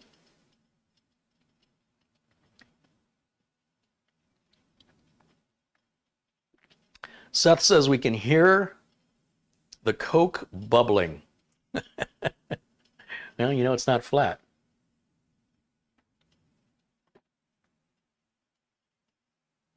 Let me take a quick look. So anyway, so this capture card I ordered is a 4-port HDMI 4K, and so I'm going to try broadcasting in 4K again, and we'll see how that goes. The problem with broadcasting in 4K is all my video outputs are 1080 on the output of Windows. We know when I run the output out of a computer on a test boot, and so that's going to make it about that big on a 4K screen. And then I have to resize it and magnify it, and then it shows artifacting. It doesn't look as crisp. Nothing I can do about it. So that's my debate about running 4K. If it's just a talking head on one camera and the camera's in 4K mode and the capture's in 4K mode, it's great. But I mean, I don't want to look at myself in 4K. I don't know why you would. But that capture card is supposed to arrive later today, and I'll install it and configure it. I'm going to pull that capture card in here, which is a Magewell, and then I'll put the other one in. And it's made by a company I've never heard of before. And we'll see if that addresses, well, we'll try 4K on it, and we'll see what that looks like and what kind of feedback we get. I did try going to 4K about 2 years ago, and yeah, we had a lot of complaints. So we'll find out if bandwidth and things have been upgraded for people that were making it difficult for them to watch the 4K video. In the meantime, yeah, I'm not quite sure what else I can do with this system right now. I do think what I'm probably going to recommend, I guess is what I should say. I've got plenty of boards and processors laying around here, all modern, new. I think I'm going to recommend like the B460 I had up here yesterday with those i5s I was testing. I have my last i5 I ordered arriving today as well. It was a return i5, 11600K for $199. It's good savings. Slap some RAM on it, 16 or 32, whatever the customer wants. Put an M.2 on it. Just do the basic 8-year build. We'll keep the DVD drive, we'll keep the case, we keep the power supply, and we just junk everything else. Well, there isn't much else, right? There's a motherboard, a CPU. That's pretty much what we're going to junk. I may revisit this board in the future as a giveaway, if it's worth giving away, assuming I've got DDR3 that works. I certainly have a stock cooler I can throw on there. I've got lots of those. Unless this customer wants this board back for some reason, that's why I have to talk to the customer. We'll find out, do you want to go sort of mid-grade on this? Do you want to go higher end? Do you want i5, i7, i9? What size storage, what speed of storage, 16, 32, 64 gigs of RAM. Tell me what you want. Let me get it built. We'll throw a Scythe Mugen 5 on it for obvious reasons and get it shipped back to him. He is in Ohio. And I have another system that FedEx is supposed to deliver today between now and an hour and 10 minutes ago. Sorry, 50, nearly an hour ago. FedEx said the second package was due to arrive today here at Studio B between 10 a.m. and 3:45. It is 4:35, long after 3:45, and I have no update from FedEx, no word. So I suspect later tonight around 7 or 8 o'clock or 9 o'clock or 10 o'clock, that tracking information is going to say, your package is going to arrive tomorrow between 10 a.m. and 3:45. I don't think I'm seeing that package today. But if you hear a doorbell, that's what that's going to be. I just don't think it's going to happen. FedEx is really, really doing a terrible job. This is the worst job I've ever experienced. The work that FedEx is doing is the worst quality work consistently over and over and over. And this is not a good time to ship anything via FedEx. It's not a good time to ship anything via the U.S. Postal Service either. So I don't know how UPS is doing. I know DHL did a great job, as I mentioned earlier, with the shoes from Germany, twice, consistently. And FedEx is consistently falling days behind their expected delivery dates. So thankfully, nothing here is time sensitive, or I'd be dealing with some stress right now that I completely can't control. And I have some computers that need to go to California, where they will. And I may end up just loading them in the car and taking them there, because paying $80 a piece to ship them is about $240. Well, I can drive to California, stay in a hotel and come back, and it wouldn't cost me $240. And I can get the product there the same day I leave, and I can ensure that they get there without being slapped around and dropped. So in that case, I might be making a quick trip out to California. We'll see. Those systems aren't ready yet, but I'm already thinking about it. Otherwise, I'll ask the person in California to wait till mid-January. You can't go right after the first of the year because they're still catching up with all the holiday shipping. That's typical every year. But my concern is if they're doing that poorly now and they're doing it consistently poorly, that this is the new normal, how much worse is it going to get? It's only going to get worse from here until we reach about mid-January. And I hope by then, whatever their employment issues or whatever their logistics problems are resolved and they're back to operating from what we have come to expect from FedEx. This is unprecedented. It's one thing to have a package arrive late. That happens every once in a while. Life is random. But we're reaching a consistency now. This is 3 packages in a row, four packages in a row. And when I'm told I've got an $800 computer arriving, I don't leave. I want to be here to receive it. I wasn't planning to make a video on a Wednesday. I very rarely do videos on Wednesdays. But I have to be here because FedEx said they were delivering something to me. And here I've waited, and there's no package. I mean, this one arrived by FedEx, but this said it was going to arrive yesterday. And prior to that, it had no tracking update for nearly a full week. So I don't know what's going on over there, but they seem to have lost their control. And I'm just letting you know, if you're going to ship with USPS or FedEx, be very, very patient. Make sure what you're shipping is secured and packed properly if it's delicate or if it's electronics, and expect it to have a very long and rough ride, even though it may be the same thing you've shipped over and over again to the same place. It will take longer and it's going to get roughed up more. That's been my experience these last 4 boxes. Well, I haven't received the 4th one yet, but I'm ready. I am absolutely ready. And I know Bob Connors is going to be mailing me some parts. And that should be okay because the parts should all be in the boxes. I don't think he's sending me a computer. I can't remember. Everything's so confusing and so much going on. And hopefully that'll all arrive okay. But do keep that in mind if you're shipping between now and mid-January. It's real rough right now. Steve Warrington said, I've had issues with FedEx tracking, saying the package is coming tomorrow and I don't get it till a week later. I just don't have those problems. I've been doing this consistently, shipping with FedEx now for many years. And they've really earned my trust and respect. So I'm sort of giving them a pass on this, that they're running into a rough patch. And I expect it's going to get rougher.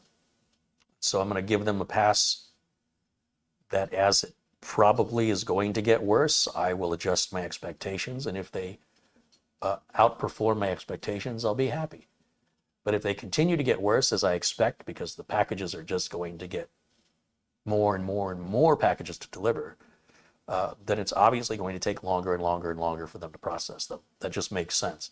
And then after the holiday season is over, after they get rid of what's ever left over and get the rest of those packages delivered, I'm estimating mid-January, then I hope things return back to where they were just 2 months ago and for years before that. This is, again, unprecedented from FedEx. But it's not important that it's happening right now. What's important is how they handle it and how they recover from it. If they fail to recover from it, I'll have no choice but to select another shipper and find another way, or to just stop shipping systems altogether. If I can't find one, I'll just do local work only, and that's what it'll be. Or ship with DHL and pay a whole lot of money, ship for $250, something that should cost $80 to ship. And, have DHL put it on a plane and fly it out there, wherever it's going.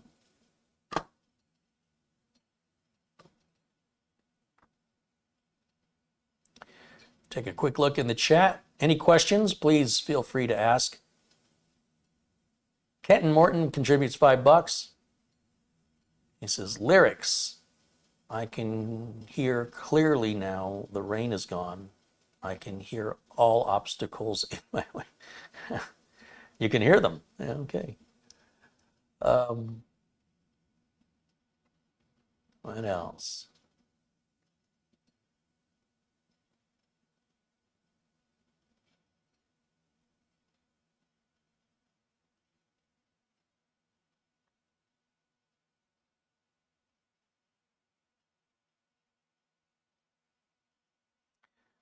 Chavo was asking me if, since you're going to transfer the motherboard from the bad case to a new case, what about a new motherboard? I thought we talked about that, Raul, but maybe we need another phone call. Since I haven't started the work, I don't have the case yet. Because I know you said you wanted a smaller case, and I said we'd have to change the board to a micro ATX board. We could certainly do that, but then you reverted back and said, well, no. So we'll have to discuss that. If you're still not certain what you want to do, we definitely want you to be certain before I start the work and then have to undo it, or have you stuck with something you didn't want because it was too late to make any changes. So let's make sure we get all the options clear before we begin understanding the length of time and expense that may be involved in those changes. But it's no problem. I just want to make sure that there's no other second guessing, that you're absolutely firm in what you want me to do, because I'd like to get it done right the first time and make sure that you're happy.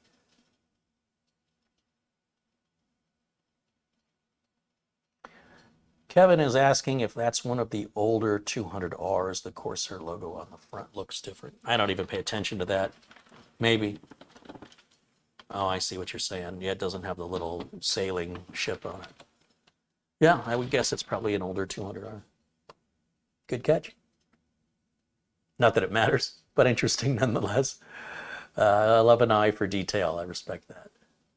Wayne was. Why are you not blue? We'll make sure Wayne is blue. Sorry about that, Wayne. But you're blue now. Thanks for joining us as a blue group member.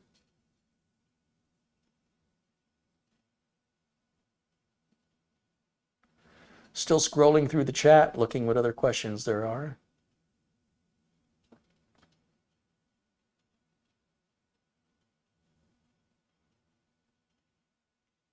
Odin in the chat room says, I had a FedEx guy try to make charges on my credit card. Be careful of that company. One employee out of thousands is not a representation of a company. I wouldn't worry about FedEx. You can have anybody working at anywhere that you're transacting with a credit card use your credit card. That's not representative of the company. That's representative of that individual. Now, if that's happened to you numerous times at the same company from numerous individuals, or for that matter, from the same individual, then it would be time to yell a warning. But just because somebody did something to you while they were under the employee is absolutely not a warning that it's going to happen to anybody else. That has never happened to me, and I've been shipping with FedEx for a few years now, and I use a credit card, and every charge is approved by me. It's all monitored and audited each and every month. Never had a problem. I've even left packages where the line was really long, but FedEx, the workers know me. I'm like, can I just leave this here and you can email me a receipt? You've got my account online. Yeah, no problem. And I just leave. Sure enough, I get an email before they close that day, and there's my receipt, and I'm charged correctly. It's a wonderful service. So the distrust of everyone isn't warranted until it is. One singular event that happens is not representative of the company. So remember, people are people, and not all people are good people, but that doesn't mean it's the company's fault. That's all. Let's differentiate one from the other. What else in the chat? Peter says, did they send it by mistake to the house instead of Studio B? No, they did not. It has not made, that's not even an option. There's a 30-mile difference in a whole nother city and in a whole nother part of Phoenix. Phoenix is a big place. So the package is going to Phoenix. The package is not going to Glendale. So when you look at the tracking, it says where it's going. And so if it said Glendale, that would be going to Studio A. It says Phoenix, it's going to Studio B. So it is going to Phoenix. It's real easy. No worries there. But I appreciate your imagination. Luke Greenia says, all I know is that Musatex build made it from Arizona to Vermont without a scratch and in good time as well. Carrie and FedEx did a great job. As usual, Luke, that's what I've come to expect from FedEx. That is normal.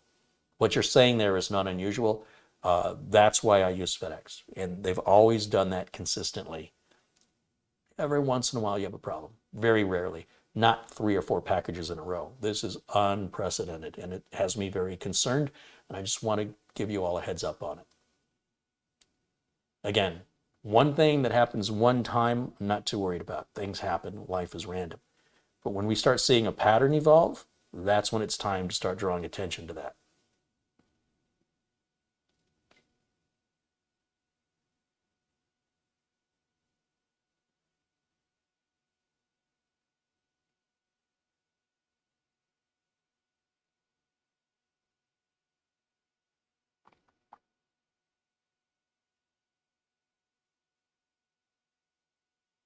Seventh floor is no more is asking, I'm waiting for a no holds ultimate build. No parts or money spared. Yeah, we've already done it. So just look at the big beast build. It's not completed yet, but we're looking at a $10,000 build when it's done with a 3090 RTX. It's already got 256 gigs of RAM. It's a $1,400 Intel processor, which name eludes me. It's a $600 Corsair 1000D case that takes 2 people to lift. Yeah. So it's all done. It's, welcome to the channel. Please look at the library. I think you'll find a lot of stuff in there that you want to see has already been done. Steve Warrington with a $3 contribution. Thank you, Steve. And Tony Collins contributes $20. Steve and Tony, thank you guys for helping to support this channel. We'll make sure Tony is a moderator in here. Lots of moderators. Lots of people promoted to moderator today. I love it. So many kind, friendly, and generous people. Earl M contributes $2. Thank you, Earl. Ron Toomey says, Carrie, I tried your instructions on the Intel tool with downloading from the Learn More About This Update for my graphics driver and installed from download folder, and it still doesn't work. What are you installing it on, Ron? What is the motherboard that you're using? Is this a system you built? Is this a laptop?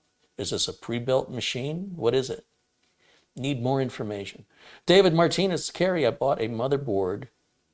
When I got the motherboard, it was all covered in dirt and it was shipped through the post office. Wow.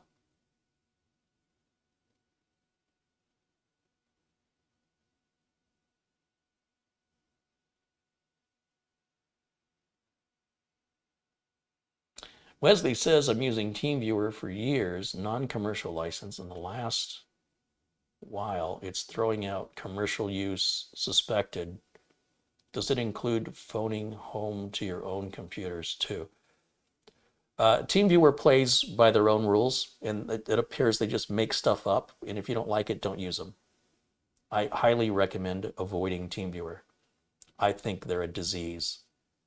And I would love to see them bought out or management get changed out for a company with better moral ethics, business ethics. The business ethics at TeamViewer leave me sad and disappointed, and their profit margins are insane. Joseph Panariello contributes $5. Samuel Ramos with $9.99. Thank you, guys. Give me just a second. I want to check something here really quick.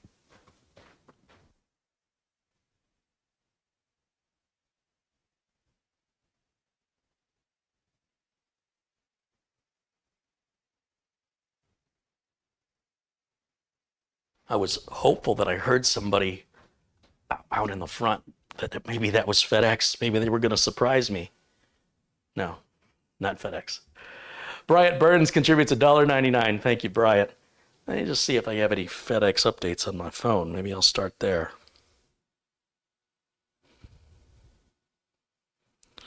Let's see.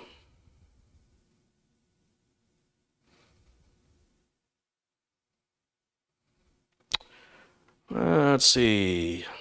No, I do have an Amazon gift card that came in from Edwin Ojeda. A $50 Amazon gift card from Edwin. Thank you, Edwin. And I think I'm caught up on everything here. So, where does that leave me? I guess just any final questions. We'll wrap it up for today. I'm going to have to call this person and find out how they want me to proceed. And then I'll start doing what I have to do to get ready for that. I still have to get another 200R case that was offered to me, but I have to drive to go there and pick it up and bring it back. I'm going to lose about an hour and a half of time. So I'm trying to find the right time to do it, and while I'm waiting for a package is not ideal. I also have some items from Amazon, as I mentioned, the capture card. There's another i5. There's something else I ordered. Oh, the Mugen 5s. All that should be here today at some point, which I still don't have any alerts on my phone because Amazon's really good about alerting me if they've left any packages.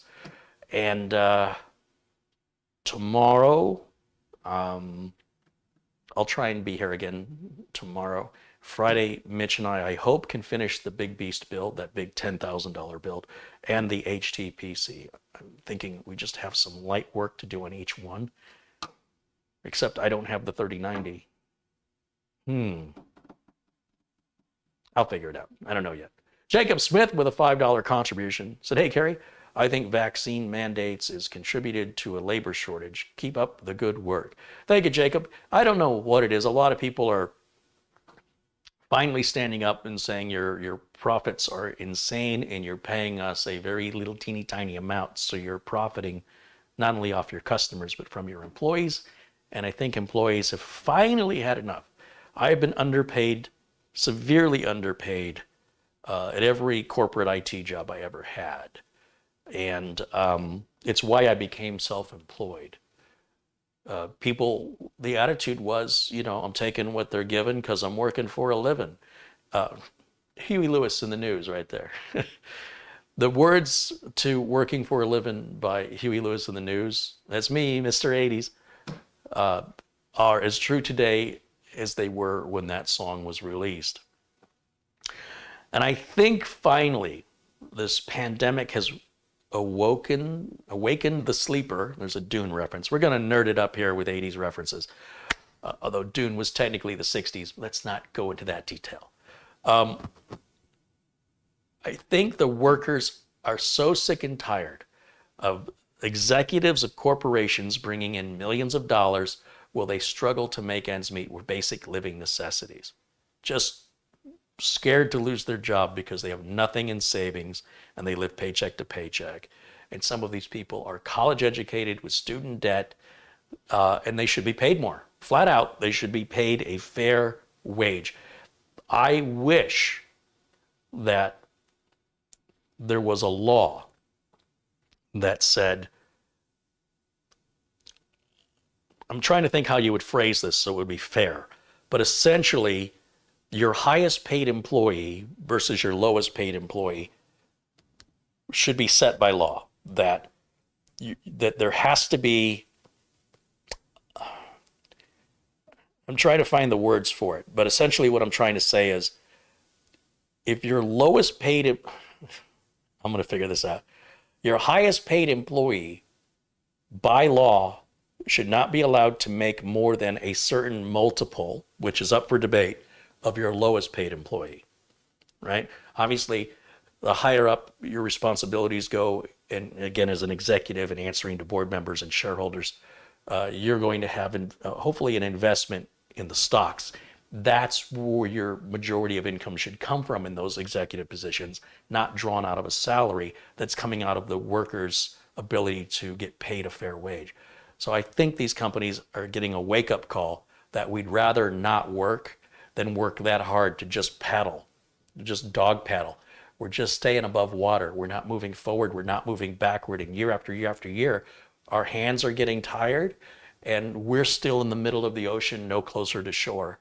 And And I think what's happening is the workers are saying, you will pay us a fair wage or we won't work. And what's a fair wage? I think a fair wage is determined based on what the executives are making. Once again, we take some fraction and we say if the executives are making these millions, but your poorest, or your, not your poorest, but your lowest paid employees are making these thousands at a full-time position, there's a great giant disparity there. So if the employees stop doing the work, the executives don't get that income. You understand? Then the executives can understand how important those employees are. And I think that's what's going to happen. I don't think it's the vaccine. I think it's a result of the pandemic, but it's people realizing that they can do without.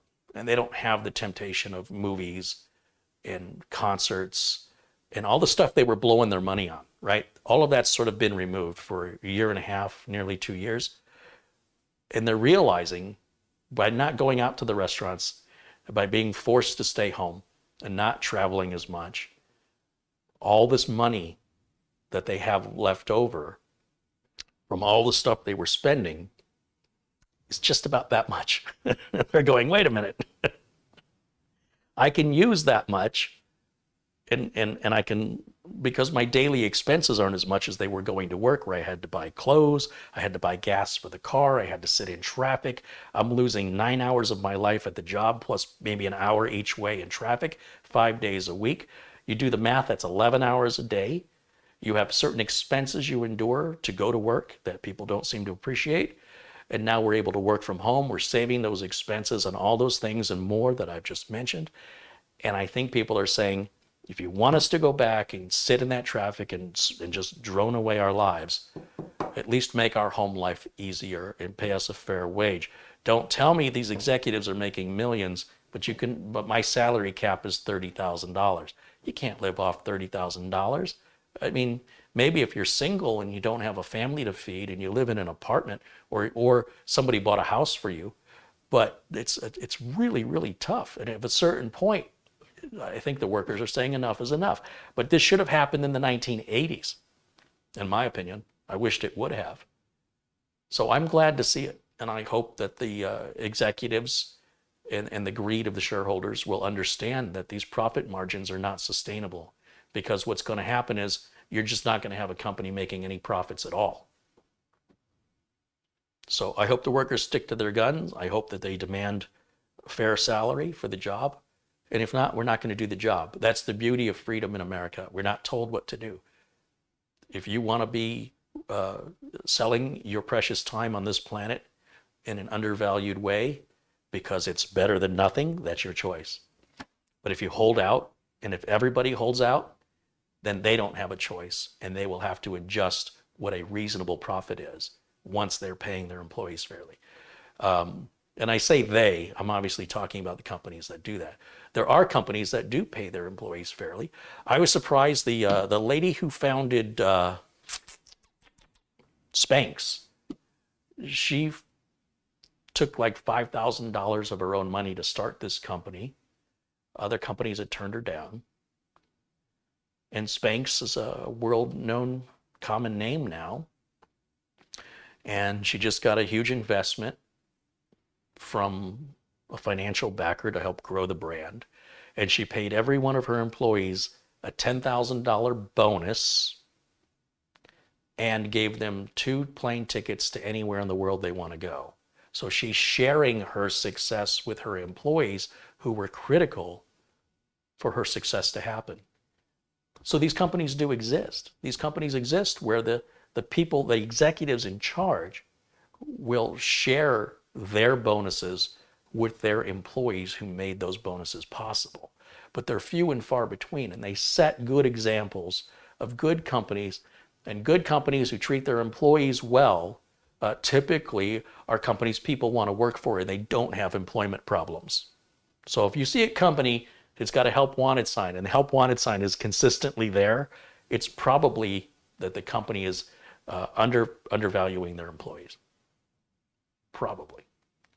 John Yasuda contributes $25. He says, hey, Carrie, use this for parts and or channel needs. Put it to good use, my friend. Hey, John, thank you so much. How's computers running good now? It's been good? Any more BIOS updates? Playing around with your CPU voltages? Always good to see John here.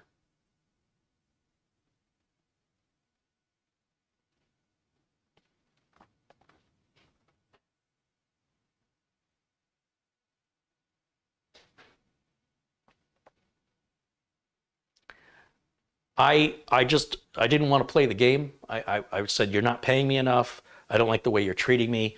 And I thought it was the company. So I went to work for another company, did it again, went to work for another company.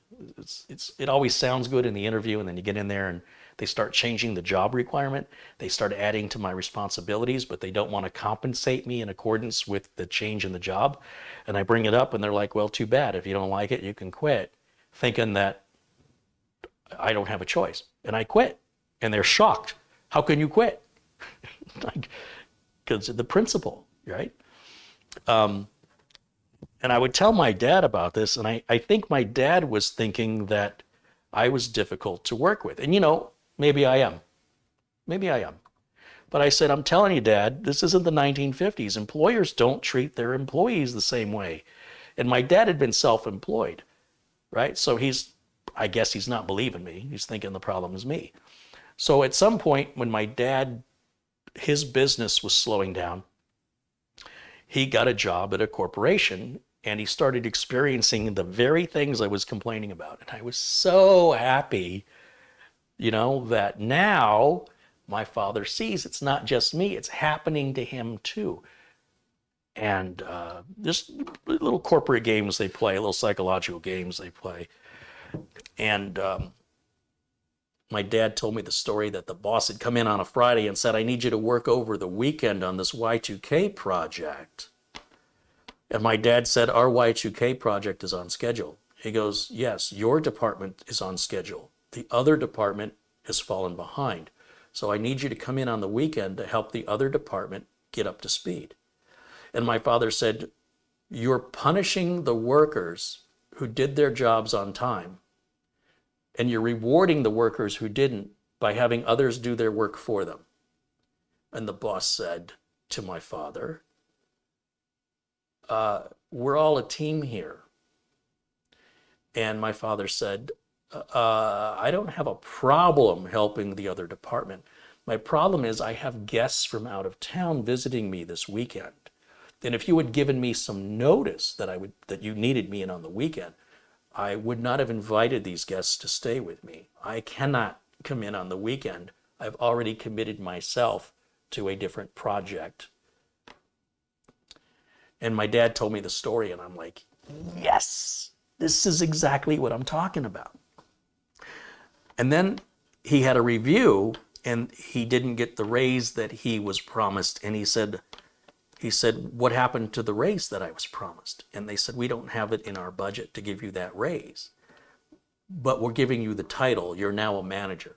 And my dad said, that title means nothing if it doesn't come with a raise. You can keep your title. You can also consider this my resignation. And they said, now wait, hold on a minute. Let me make some calls. Just relax. And by the end of the day, he got his raise that they couldn't afford to give him. And I'm like, yes.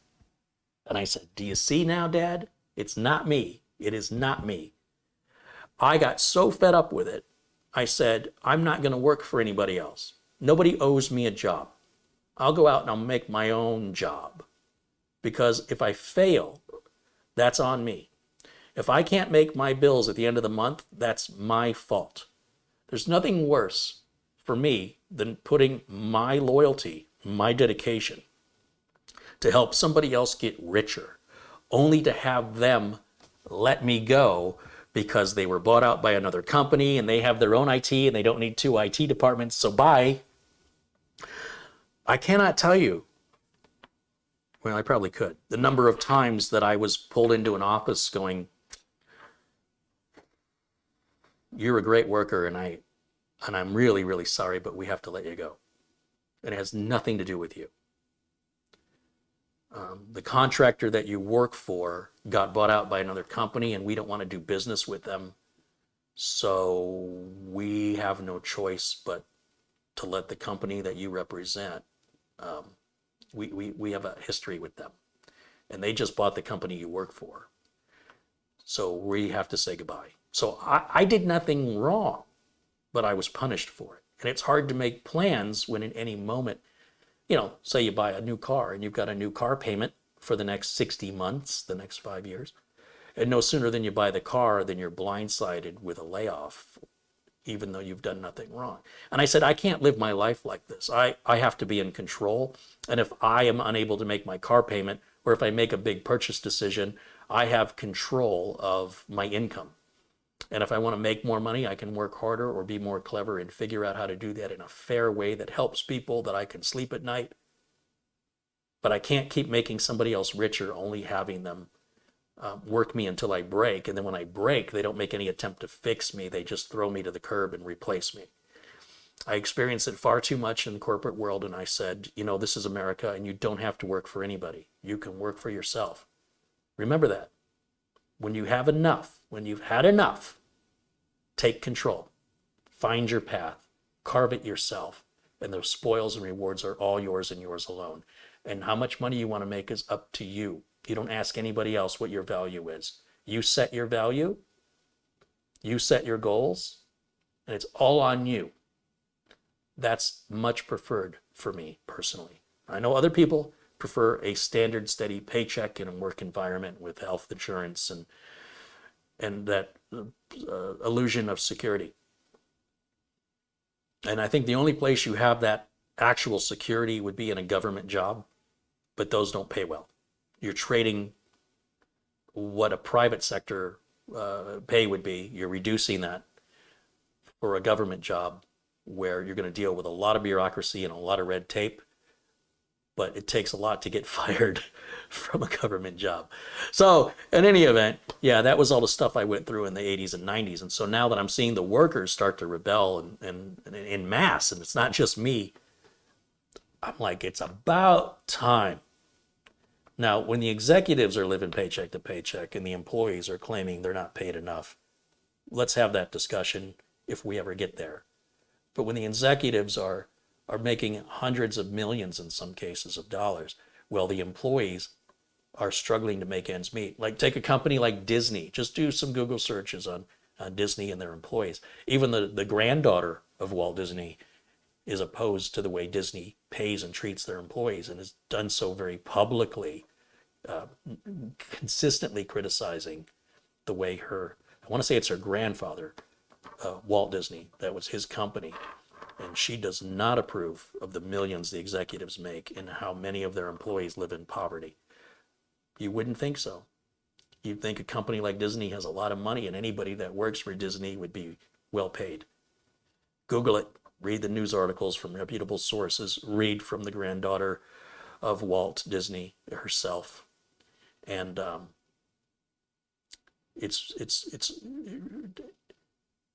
it makes me feel good to see somebody who matters, right? She is somebody who matters with regards to that company.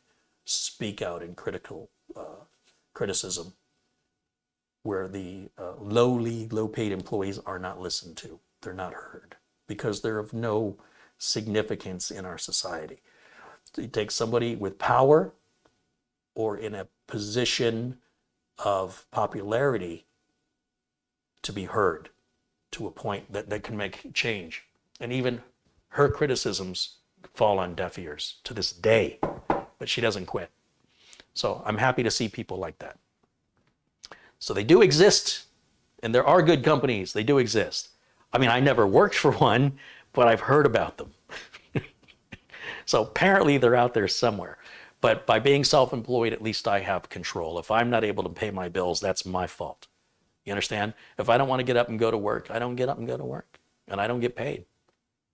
So for me and my personality, that's my ideal situation. And when I hear people complain they can't find a job and they act like somebody owes them a job, I just feel disgusted. I'm like, just go outside and mow somebody's lawn, do something. You don't have to work for somebody else in America. I don't have any job skills. I don't know what I would do. Well, figure it out. What do you love to do? Find out a way to make money from that. That's what I did. I didn't know what I wanted to do until I figured that out. And nothing made it clearer for me than being mistreated and underpaid from one company to another company to another company to another company to another company. And I said, that's it. I'm out. Straw that broke the camel's back. This cannot continue. It's untenable. So, in any event, things to think about, unless you're retired, in which case, thank goodness you're not in the rat race anymore, because even if you win, you're still a rat. It's a good old Lily Tomlin line right there. John Rogers says, do something. Right, that's what I'm saying. So anyway, I think that maybe FedEx needs to raise their wages. I suspect that'll magically fix a lot of these supply problems they're having. Hey, there's piano instrumentalist joining us. He says, hey, Carrie, long time no see. It has been a while since I've seen you in the chat room. Welcome back. Ken Stout said, I saw a bid at $1.95 for the Big Beast build yesterday, and I'm upping that bid to $3.25. Gonna need about $3.50.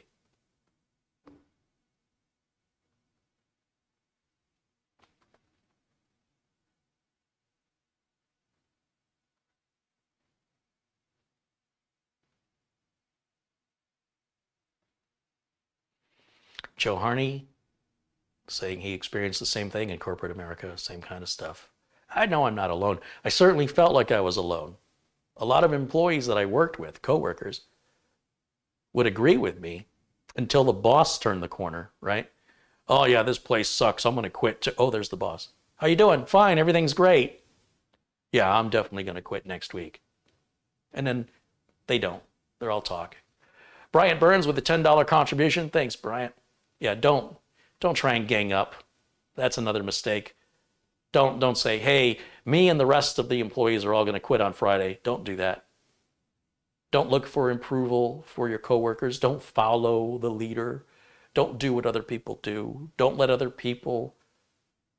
the actions of other people direct your journey in life, your path. You pick your path. If others want to join you, they can join you if you want them. But don't wait for other people. If you wait for other people to go first, you're going to be waiting a very, very long time in most cases. Do what you have to do and let them do what they have to do. Granted, wouldn't it be great if you could all get on the same page and say, none of us are going to work on Monday, we're going to send a message. And you all agree to that on Friday. None of us are coming in on Monday, we're going to take a stand. And then everybody goes to work on Monday but you. You feel like a fool. So don't do it, I'm telling you. Or if you do it, expect that that's what's going to happen. Because they're going to say, man, I really didn't want to come in, but I talked to my wife or whatever. And she said, if I don't go to work, she's going to divorce me. I didn't have a choice, blah, blah, blah, blah, blah, whatever the excuse is. So you do you, and don't try to make it seem more than that by getting people to agree with you or coworkers to agree with you. Because they might, at least in my experience, not do what they say they're going to do. They're all talk. So that's why I'm so thrilled, because I've been hearing all my coworkers, when I would complain about it, they're like, yeah, we should do something. We're going to do something. We're going to find other work. We're not going to stay here. And yet they were still there after I left. So they talk a good talk, but when it comes to actually doing something, they stick with what's safe, even though they're not happy with it. They're like, something is better than nothing. And I reached a point where I said, nothing is better than this. I'd rather not work than work here. So anyway, whatever's going on, I think it's necessary. And we just have to ride out the storm. And I hope that at the end of it, it'll be worth it. We'll get better customer service. We'll be treated better by happier employees who will be not struggling so much. And the CEOs and executives will still be paid really, really well. Just not as well as they are right now. It's coming off the backs of their workers. Profit from your customers, don't profit from your employees. It's wrong. That's all I'm trying to say.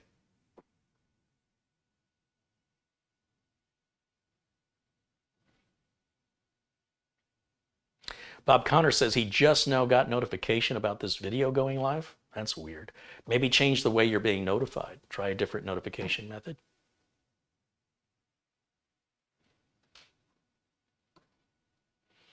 Robot said the stock market was murdered today. Yeah, that's normal. Goes up and down, goes up and down.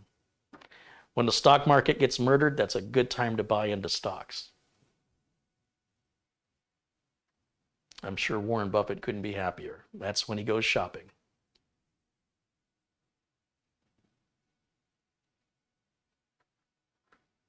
Okay, any last questions or we're going to wrap it up? It's 5:15 here in Phoenix. We've been live now for, where's my time?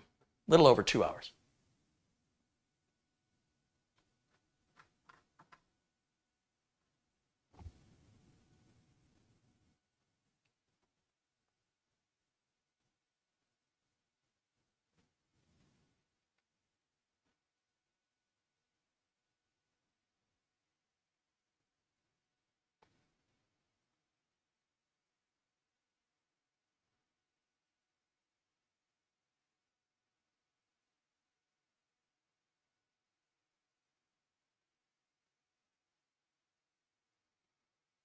Bob Connors says the bid for the big beast build is now at $5.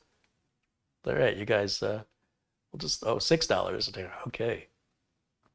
Let me know when you're at 5,000 and we'll take it seriously.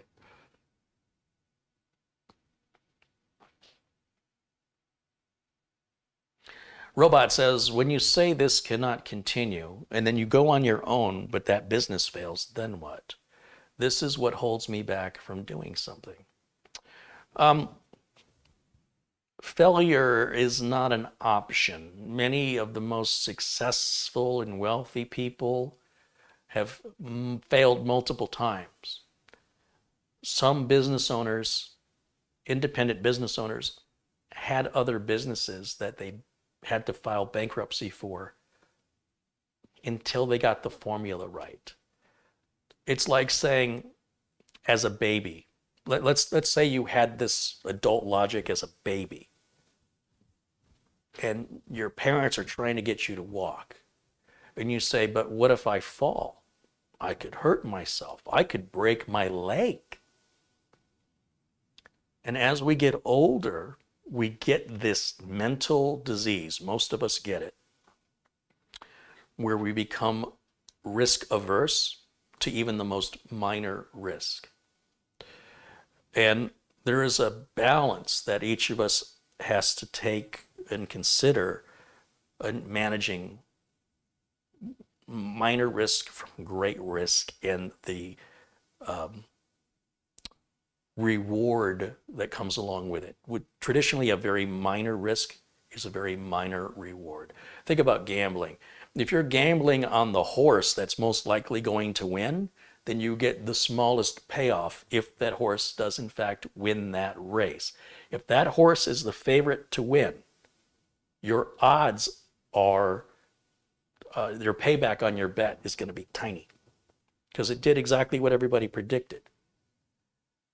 When you take a bigger risk, a bigger gamble, and you bet on a horse that is not a favorite to win, your payback, if that horse wins, is significantly higher, and your odds of winning are reduced. However, just because a horse is favored to win doesn't mean it's going to win, right? We know this. So, when we fail, that is a first attempt in learning. There's a Gary Busey quote right there, F-A-I-L, first attempt in learning. And the difference between successful people and people who aren't successful, maybe not the only difference, but one of the differences is successful people take calculated risks regularly and they fail often. The difference is they get back up and they get back at it. Whatever it is, you adjust. It's like tuning something. You build an engine, it probably isn't going to run smoothly the first time you start it, but once you get it running, you can take care of valve lash, you can take care of timing adjustments, but you have to get it running first. And if, while it's running, a part breaks because you didn't install it correctly, you stop the engine, you take it back apart, you replace that part, realize what you did wrong. That lesson will stay with you. Put it back together, you probably have one of the best engines you ever had in your life, right? Because you did it and you took pride and care to do it. Now, failure is something that shouldn't be feared. And you may have to balance and sacrifice. You may have to take a job. Well, at nighttime, do the job you want. So you're going to work 2 jobs. I work 3 jobs right now. And my goal is to work 1. And I'm waiting to see which of the 3 is going to get me my financial freedom first.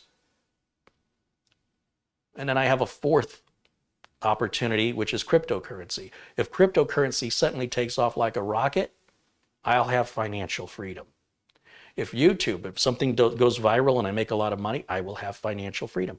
If my Amazon Live makes a lot of money, I'll have financial freedom.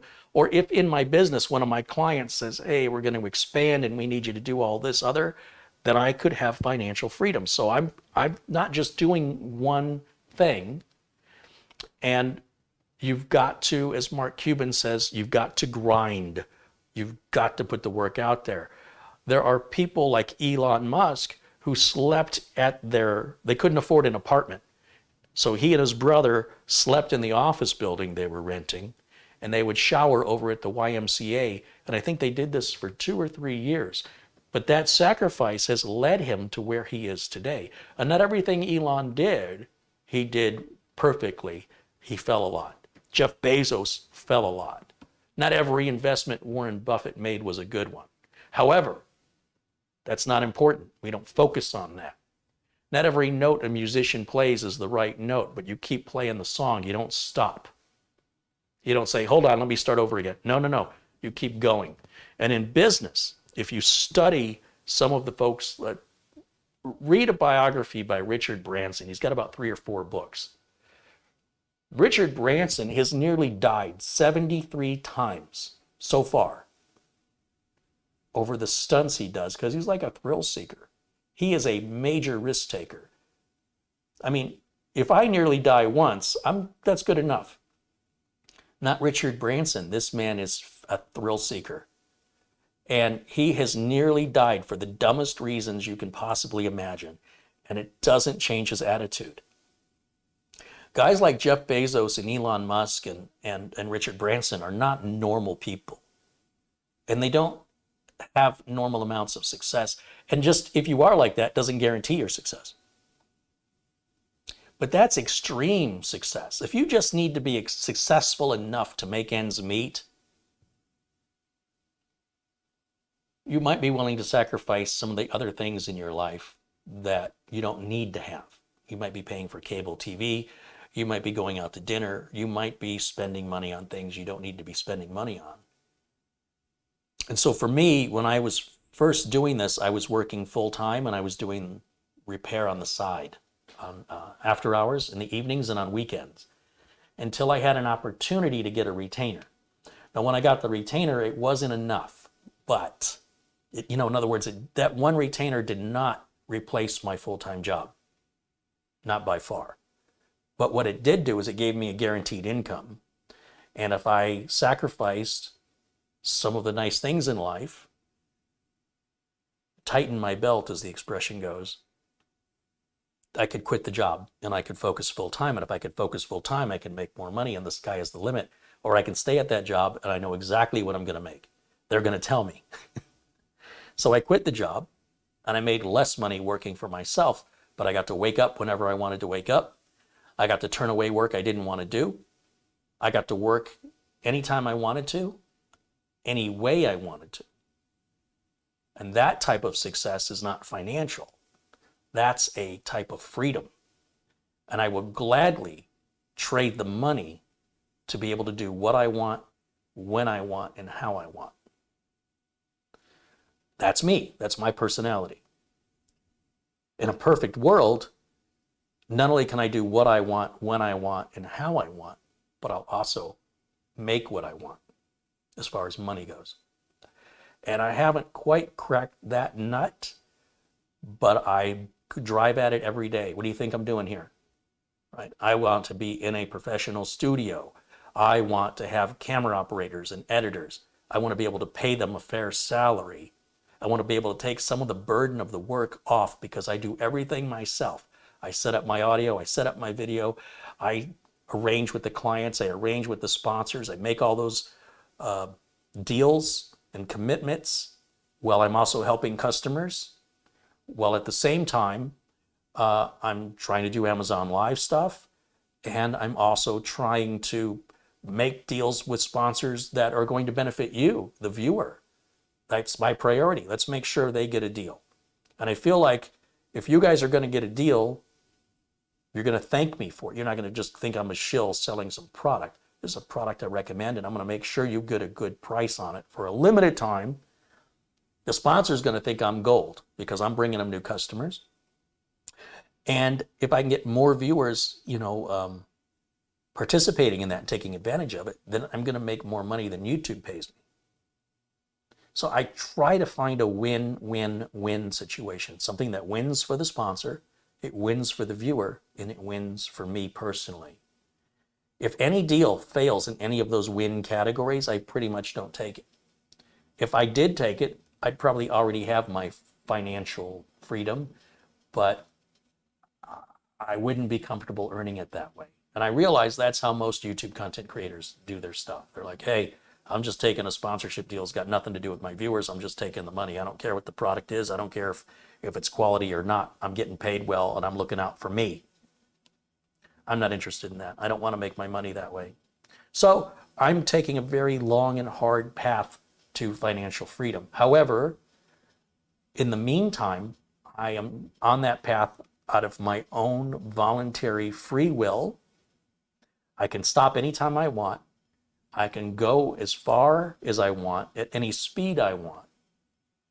And my motivation is all the progress I'm making is getting me closer, in theory, to where I want to be. And if I want to take a day off, then that means I'm not going to reach where I want to be for another day. So I don't want to take a day off. I'm fully motivated to keep going. And sometimes that's not good. Sometimes I work myself into I would say a burnout state, and I keep moving forward because YouTube will let me make videos 24 hours a day, 7 days a week. There's no OSHA to say that's a workforce issue, because technically I'm not employed by YouTube. And I think that should be illegal. I don't think YouTube should let people make videos 24/7. Because if you're really driven, you'll kill yourself. You will die of exhaustion trying. So it's up to me not only to pursue my goals, but also to know when to take a break. And there's a part of me that's like, you're losing money today because you decided to be lazy. And I'm like, I'm not being lazy. I deserve a day off. And then I have this internal struggle. Right? I have a fight with myself. If I'm taking a day off, do I deserve a day off or am I being lazy? I don't know the answer to that. I don't know how many days off am I supposed to have? What would be reasonable? Do I do a job that's more exhausting and has more pressure because I'm in front of a live audience that takes more out of me? I think I do. I think it takes a lot out of me. And I think if you ask anybody who performs on stage, a musician, a comedian, they will say 2 hours on stage is like 8 hours at a job. It's enjoyable, but it just takes everything out of you. And you got to go and you just got to disconnect and recharge. Is that just justification to be lazy? Maybe. See, I don't know the answers, but I'm doing my best to balance it. And I fail all the time. But you'll never stop me. You've got to find a tenacity. You've got to be driven. You've got to want it. And don't let anything get in your way. HLVW contributes 20 Canadian dollars. Says it got some DOS 4.5 and 5.5 quarter. Oh, I got some DOS 4.5 and 5 on 5 1/4 inch discs. And books if you need them, LOL. I don't remember a DOS 4.5. There certainly wasn't a DOS 5.5. That's why I had to reread. However, no. I know DOS 3. I don't remember DOS 4, but I learned on DOS 3.3. and then of course 5, and then 6, 6.20, 6.21, 6.22, and then into Windows. So I've been there, done that, and threw the books and the discs away a long time ago, and I don't miss them. But thanks for the offer. Thanks for supporting the channel. Kimosabi wants to know if I've tried streaming on Twitch. I have a Twitch channel. Twitch is primarily a gaming platform. My videos don't perform well there, but I still will do simulcast streams when I use StreamYard, and I'll broadcast to Facebook, Twitch, and YouTube. So like a broadcast like this, I could be simulcasting onto those platforms. Twitch is making a lot of money for me, and they have not paid me a dime. So I'm not a big fan of Twitch, and I'm not the right kind of content for Twitch. That might change in the future, but I don't think I'm the one who's going to change it. So I don't see a future on Twitch, but I'll still dabble in Twitch a little bit.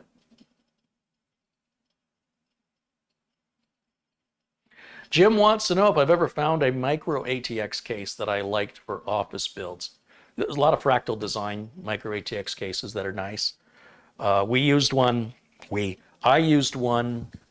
for a pest control company about 10 years ago. They wanted a small computer that was going to be put way up on a shelf near the ceiling. And they didn't want anybody to touch it. Its duty was to record all the phone calls. So they wanted a big storage drive, and they wanted to archive the phone calls for as long as possible. I don't know why.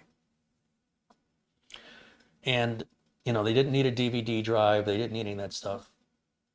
And they wanted it to sort of blend in. They didn't want something with flashing lights. They didn't want anything that would draw attention. They wanted it inconspicuous. So I was looking around for a case back then, and Fractal had their mini ITX, and I'm sure I did the build video here. I'm sure it's still here somewhere. And once that system was sold, as far as I know to this day, it's still doing its job. But I don't know that for a fact. I never had to repair it.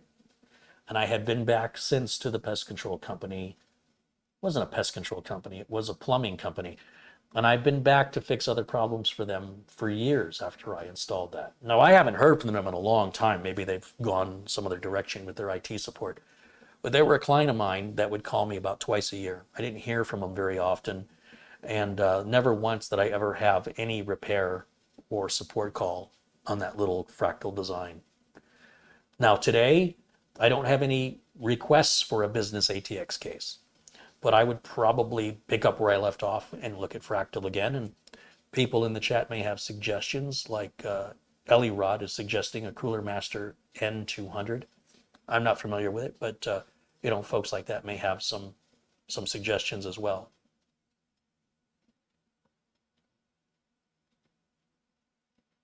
I don't set out to have answers to questions unless I'm being paid.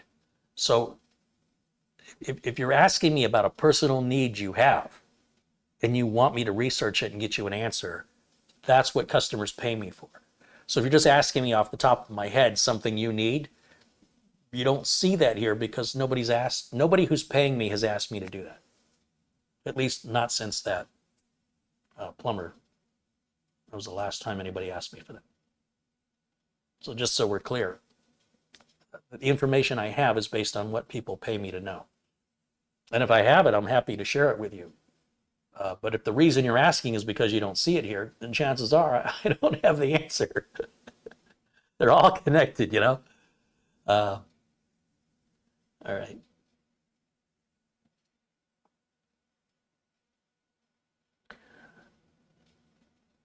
Jit Espresso says, Carrie, you can live stream on Twitch. I know, I just said I was live streaming on Twitch. I don't know why. I said it wasn't profitable, that I don't get many views. The videos don't perform well. I didn't say that I couldn't. I said that it's very discouraging for me because Twitch is monetizing my videos, but my videos don't perform enough to get paid. So Twitch is getting paid, but they're not sharing any of that revenue with me because my videos don't reach a performance level for monetization for the creator. but they still monetize my videos at profit. And I don't like being taken advantage of like that. Twitch should offer me some kind of an advance that I can work off. Twitch should motivate me. Twitch called me and we had a call. We had a phone call about it. And they said, how come you're not making more videos for us? And I said, how come you're not paying me? Well, you just got to keep at it. You'll get money eventually. And I said, okay, are you going to finance it in the meantime? Well, what do you mean? I said, well, who's paying for the content creation? Who's paying for the cameras? Who's paying for the internet? Who's reimbursing me for my time? I said, every time I post, you guys make money from every view, but you won't share that revenue with me. Yeah, but if you keep going, eventually, I go, yeah, so will you finance it until I get there and I'll pay you back? Well, we don't do that. I go, yeah, and I don't do it either. So, no, I'm not trying to insult you. I said, you seem like a nice guy, but it seems like if you're asking me to work for you for free, it's a little offensive that you're going to profit from me and then dangle a carrot and tell me if I work harder, someday I'll get paid. I want to get paid when I work. And if you're not going to finance me, then, there's no motivation for me to broadcast on Twitch. But I still do dabble in Twitch a little here and there just to kind of keep it alive and keep it moving in the hopes that something I do will catch on. And once Twitch starts paying me, you'll see a lot more content on Twitch. In the meantime, it's all self-financed. So if you're not financing it, don't tell me. We're right back to the same circle again. But don't let me stop you. You can broadcast on Twitch. Don't let me get in your way. Go right ahead. And you can finance yourself until you have enough followers, as long as that takes, to start generating the pennies that Twitch will pay you. And if you're good at it and you're patient, maybe you can do it as a full-time job and make the most money you ever made. But you're going to have to finance or find somebody to finance it. You can't stay home from work making Twitch videos all day that aren't paying you anything unless you got a lot of money put away or somebody is investing in you and they're paying your bills for you. So be careful of that, because they'll tell you how to do it. They'll tell you how to make Twitch videos when they've never done it themselves. I love it when people tell me how to make my videos. Like, really? Let me see your videos. Now, if Steven Spielberg wants to tell me how to make videos, I'm all ears. If a YouTube creator who is as or more successful than me wants to tell me how I can make more money and have more subscribers, I would be so grateful. But hearing from people that have no basis for their opinion, or telling me something I didn't even ask for, it's really offensive. It's sort of like having somebody fatter than you give you diet advice. Like, are you serious right now? But, it's dealing with the public. What are you going to do? People are obtuse sometimes.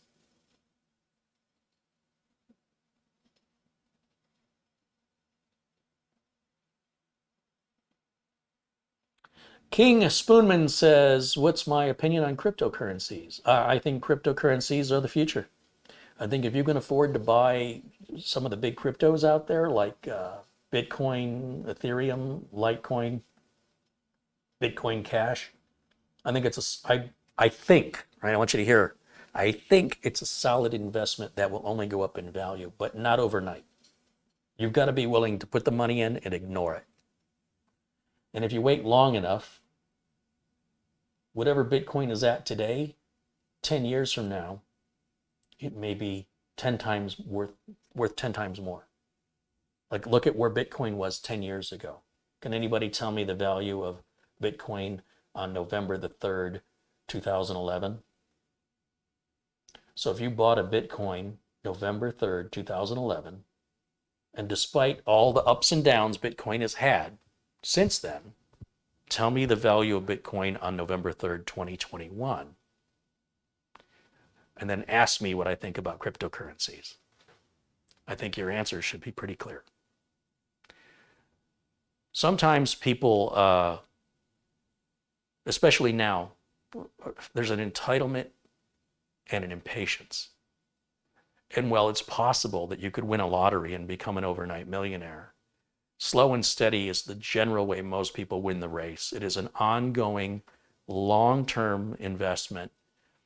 If I had bought some Tesla stock, it's already broke $1,000. And I think it's still a good time to buy it because I think Tesla's still going up, up, up, up, up. In 10 years from now, I think Tesla stock at $1,000 is going to seem like a bargain. So I'm not a financial advisor. I have no education academically in finances. I can only speak from my life experience, and I would not take financial advice from me.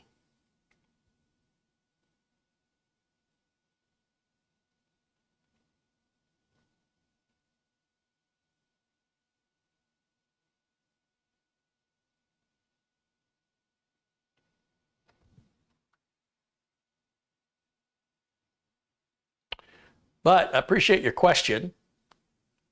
And where are we at now? 5:45 now. We're going on 2.5 hours. I think that's a good time to wrap it up. I really want to have a conversation before it's too late with the owner of this computer. There's like a 3-hour time difference, so it might even be too late to call. But let me see if I can reach out to them or send them an email, give me some direction, and maybe I can pick this up with a new motherboard and stuff tomorrow. If not, I have plenty of other work, and ideally, I'll have the time. Normally, Wednesdays, as I mentioned, are an errand day. They're days I have to run around and do my errands. But because I was expecting 2 FedEx packages, I got one, the one that was supposed to be here yesterday. But the other one, I'll bet you, it ain't coming today. Probably be here tomorrow. And it requires a signature. They're not going to just leave it at the door. So I may end up having to tell people to send packages to the FedEx store down the street, and then the FedEx store will hold it for me. And then I don't have to be trapped. If this is what FedEx is going to do, if they're not going to be reliable anymore, I don't necessarily need to have that package today. But if I'm here and I'm sort of locked here like a prison because I don't want to miss the delivery, but that delivery never comes, I lost a day of work. So that's why I'm live. I've got to figure out a way to do something with this day that's productive and earn some income. And now that I know this, now that I'm aware that this is normal for FedEx now to no longer meet their time commitments and their estimated travel times, which is unlike any past experience with FedEx I've ever experienced with this kind of consistency, I think I'm going to have people, I'm going to direct them to ship their package to the local FedEx store. It's like a couple of blocks from here. And the FedEx store will hold that package for me when it arrives so that I can go in at my convenience, sign for the package, and take it home rather than waiting and being locked and trapped for a package that ultimately doesn't arrive. But I didn't have this information then, right? But 3-4 packages in a row, that's all I need to again, you got to be flexible and adjust. When you're self-employed, time is money. And when something is happening consistently, you've got to adapt and be flexible so that you don't let other people dictate your success or failure in your work. This isn't working for me. This is costing me money. And, I could have left today and gone and picked up that $200 case for Chavo in the chat room, but I didn't. Normally on a Wednesday, that's an errand day, but I didn't do it today because I'm waiting on a package. 2, one package arrived, the other package did not arrive. So I have to think of other ways to accommodate me. I don't have to accommodate FedEx. I'm paying them. They're not paying me. So there's no extra charge. There's no difference in the fee to have it shipped to a FedEx store. And since there's always a FedEx store close by pretty much everybody for the most part in the United States, if FedEx is going to have these logistics problems, then the best way for me to deal with that is to just go pick it up at the store at my convenience. I'll still get the alert when it's delivered, right? I'm still going to get the email. It's not like it's going to be a secret. I don't have to check in every day. Did it arrive? Did it arrive? I get the same emails. Here's your tracking information. Your package was delivered. It's waiting for you. And then when it's convenient for me during store hours, just go over there, pick it up. It's right down the street. It's not a big deal. I've never done that because FedEx has always been true to their word. More times than it's pretty unusual when a package would run late. It happened, but it wasn't like this, not 4 in a row. So I suspect this is only going to get worse as we head into the holiday season. And as a self-employed person, this is what you have to do. You've got to say, okay, the rules of the game are changing now. If I want to win this game, I can't keep playing by old rules, or I can't play by different rules than everybody else. So I've got to figure out, how do I deal with this? And there's an example of a decision you get to make. In a corporation, you probably don't get to make that decision. So at any event, that's probably what's going to happen until these issues are addressed. In the meantime, I want to thank everybody for your support, your contributions, all the friendliness I see in the chat is always delightful. And what am I seeing here?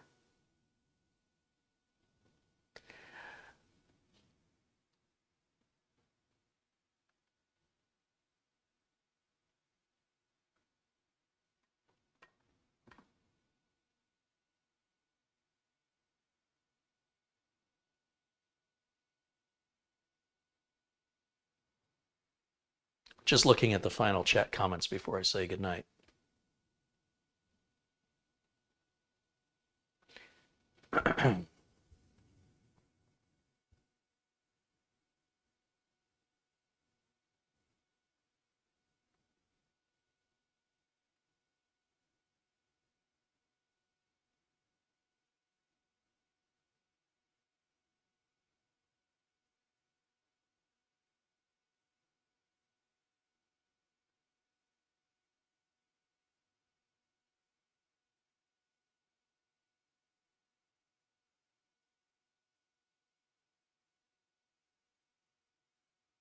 Duncan, he says, great show as usual, Carrie. Thank you for your kindness. I appreciate that.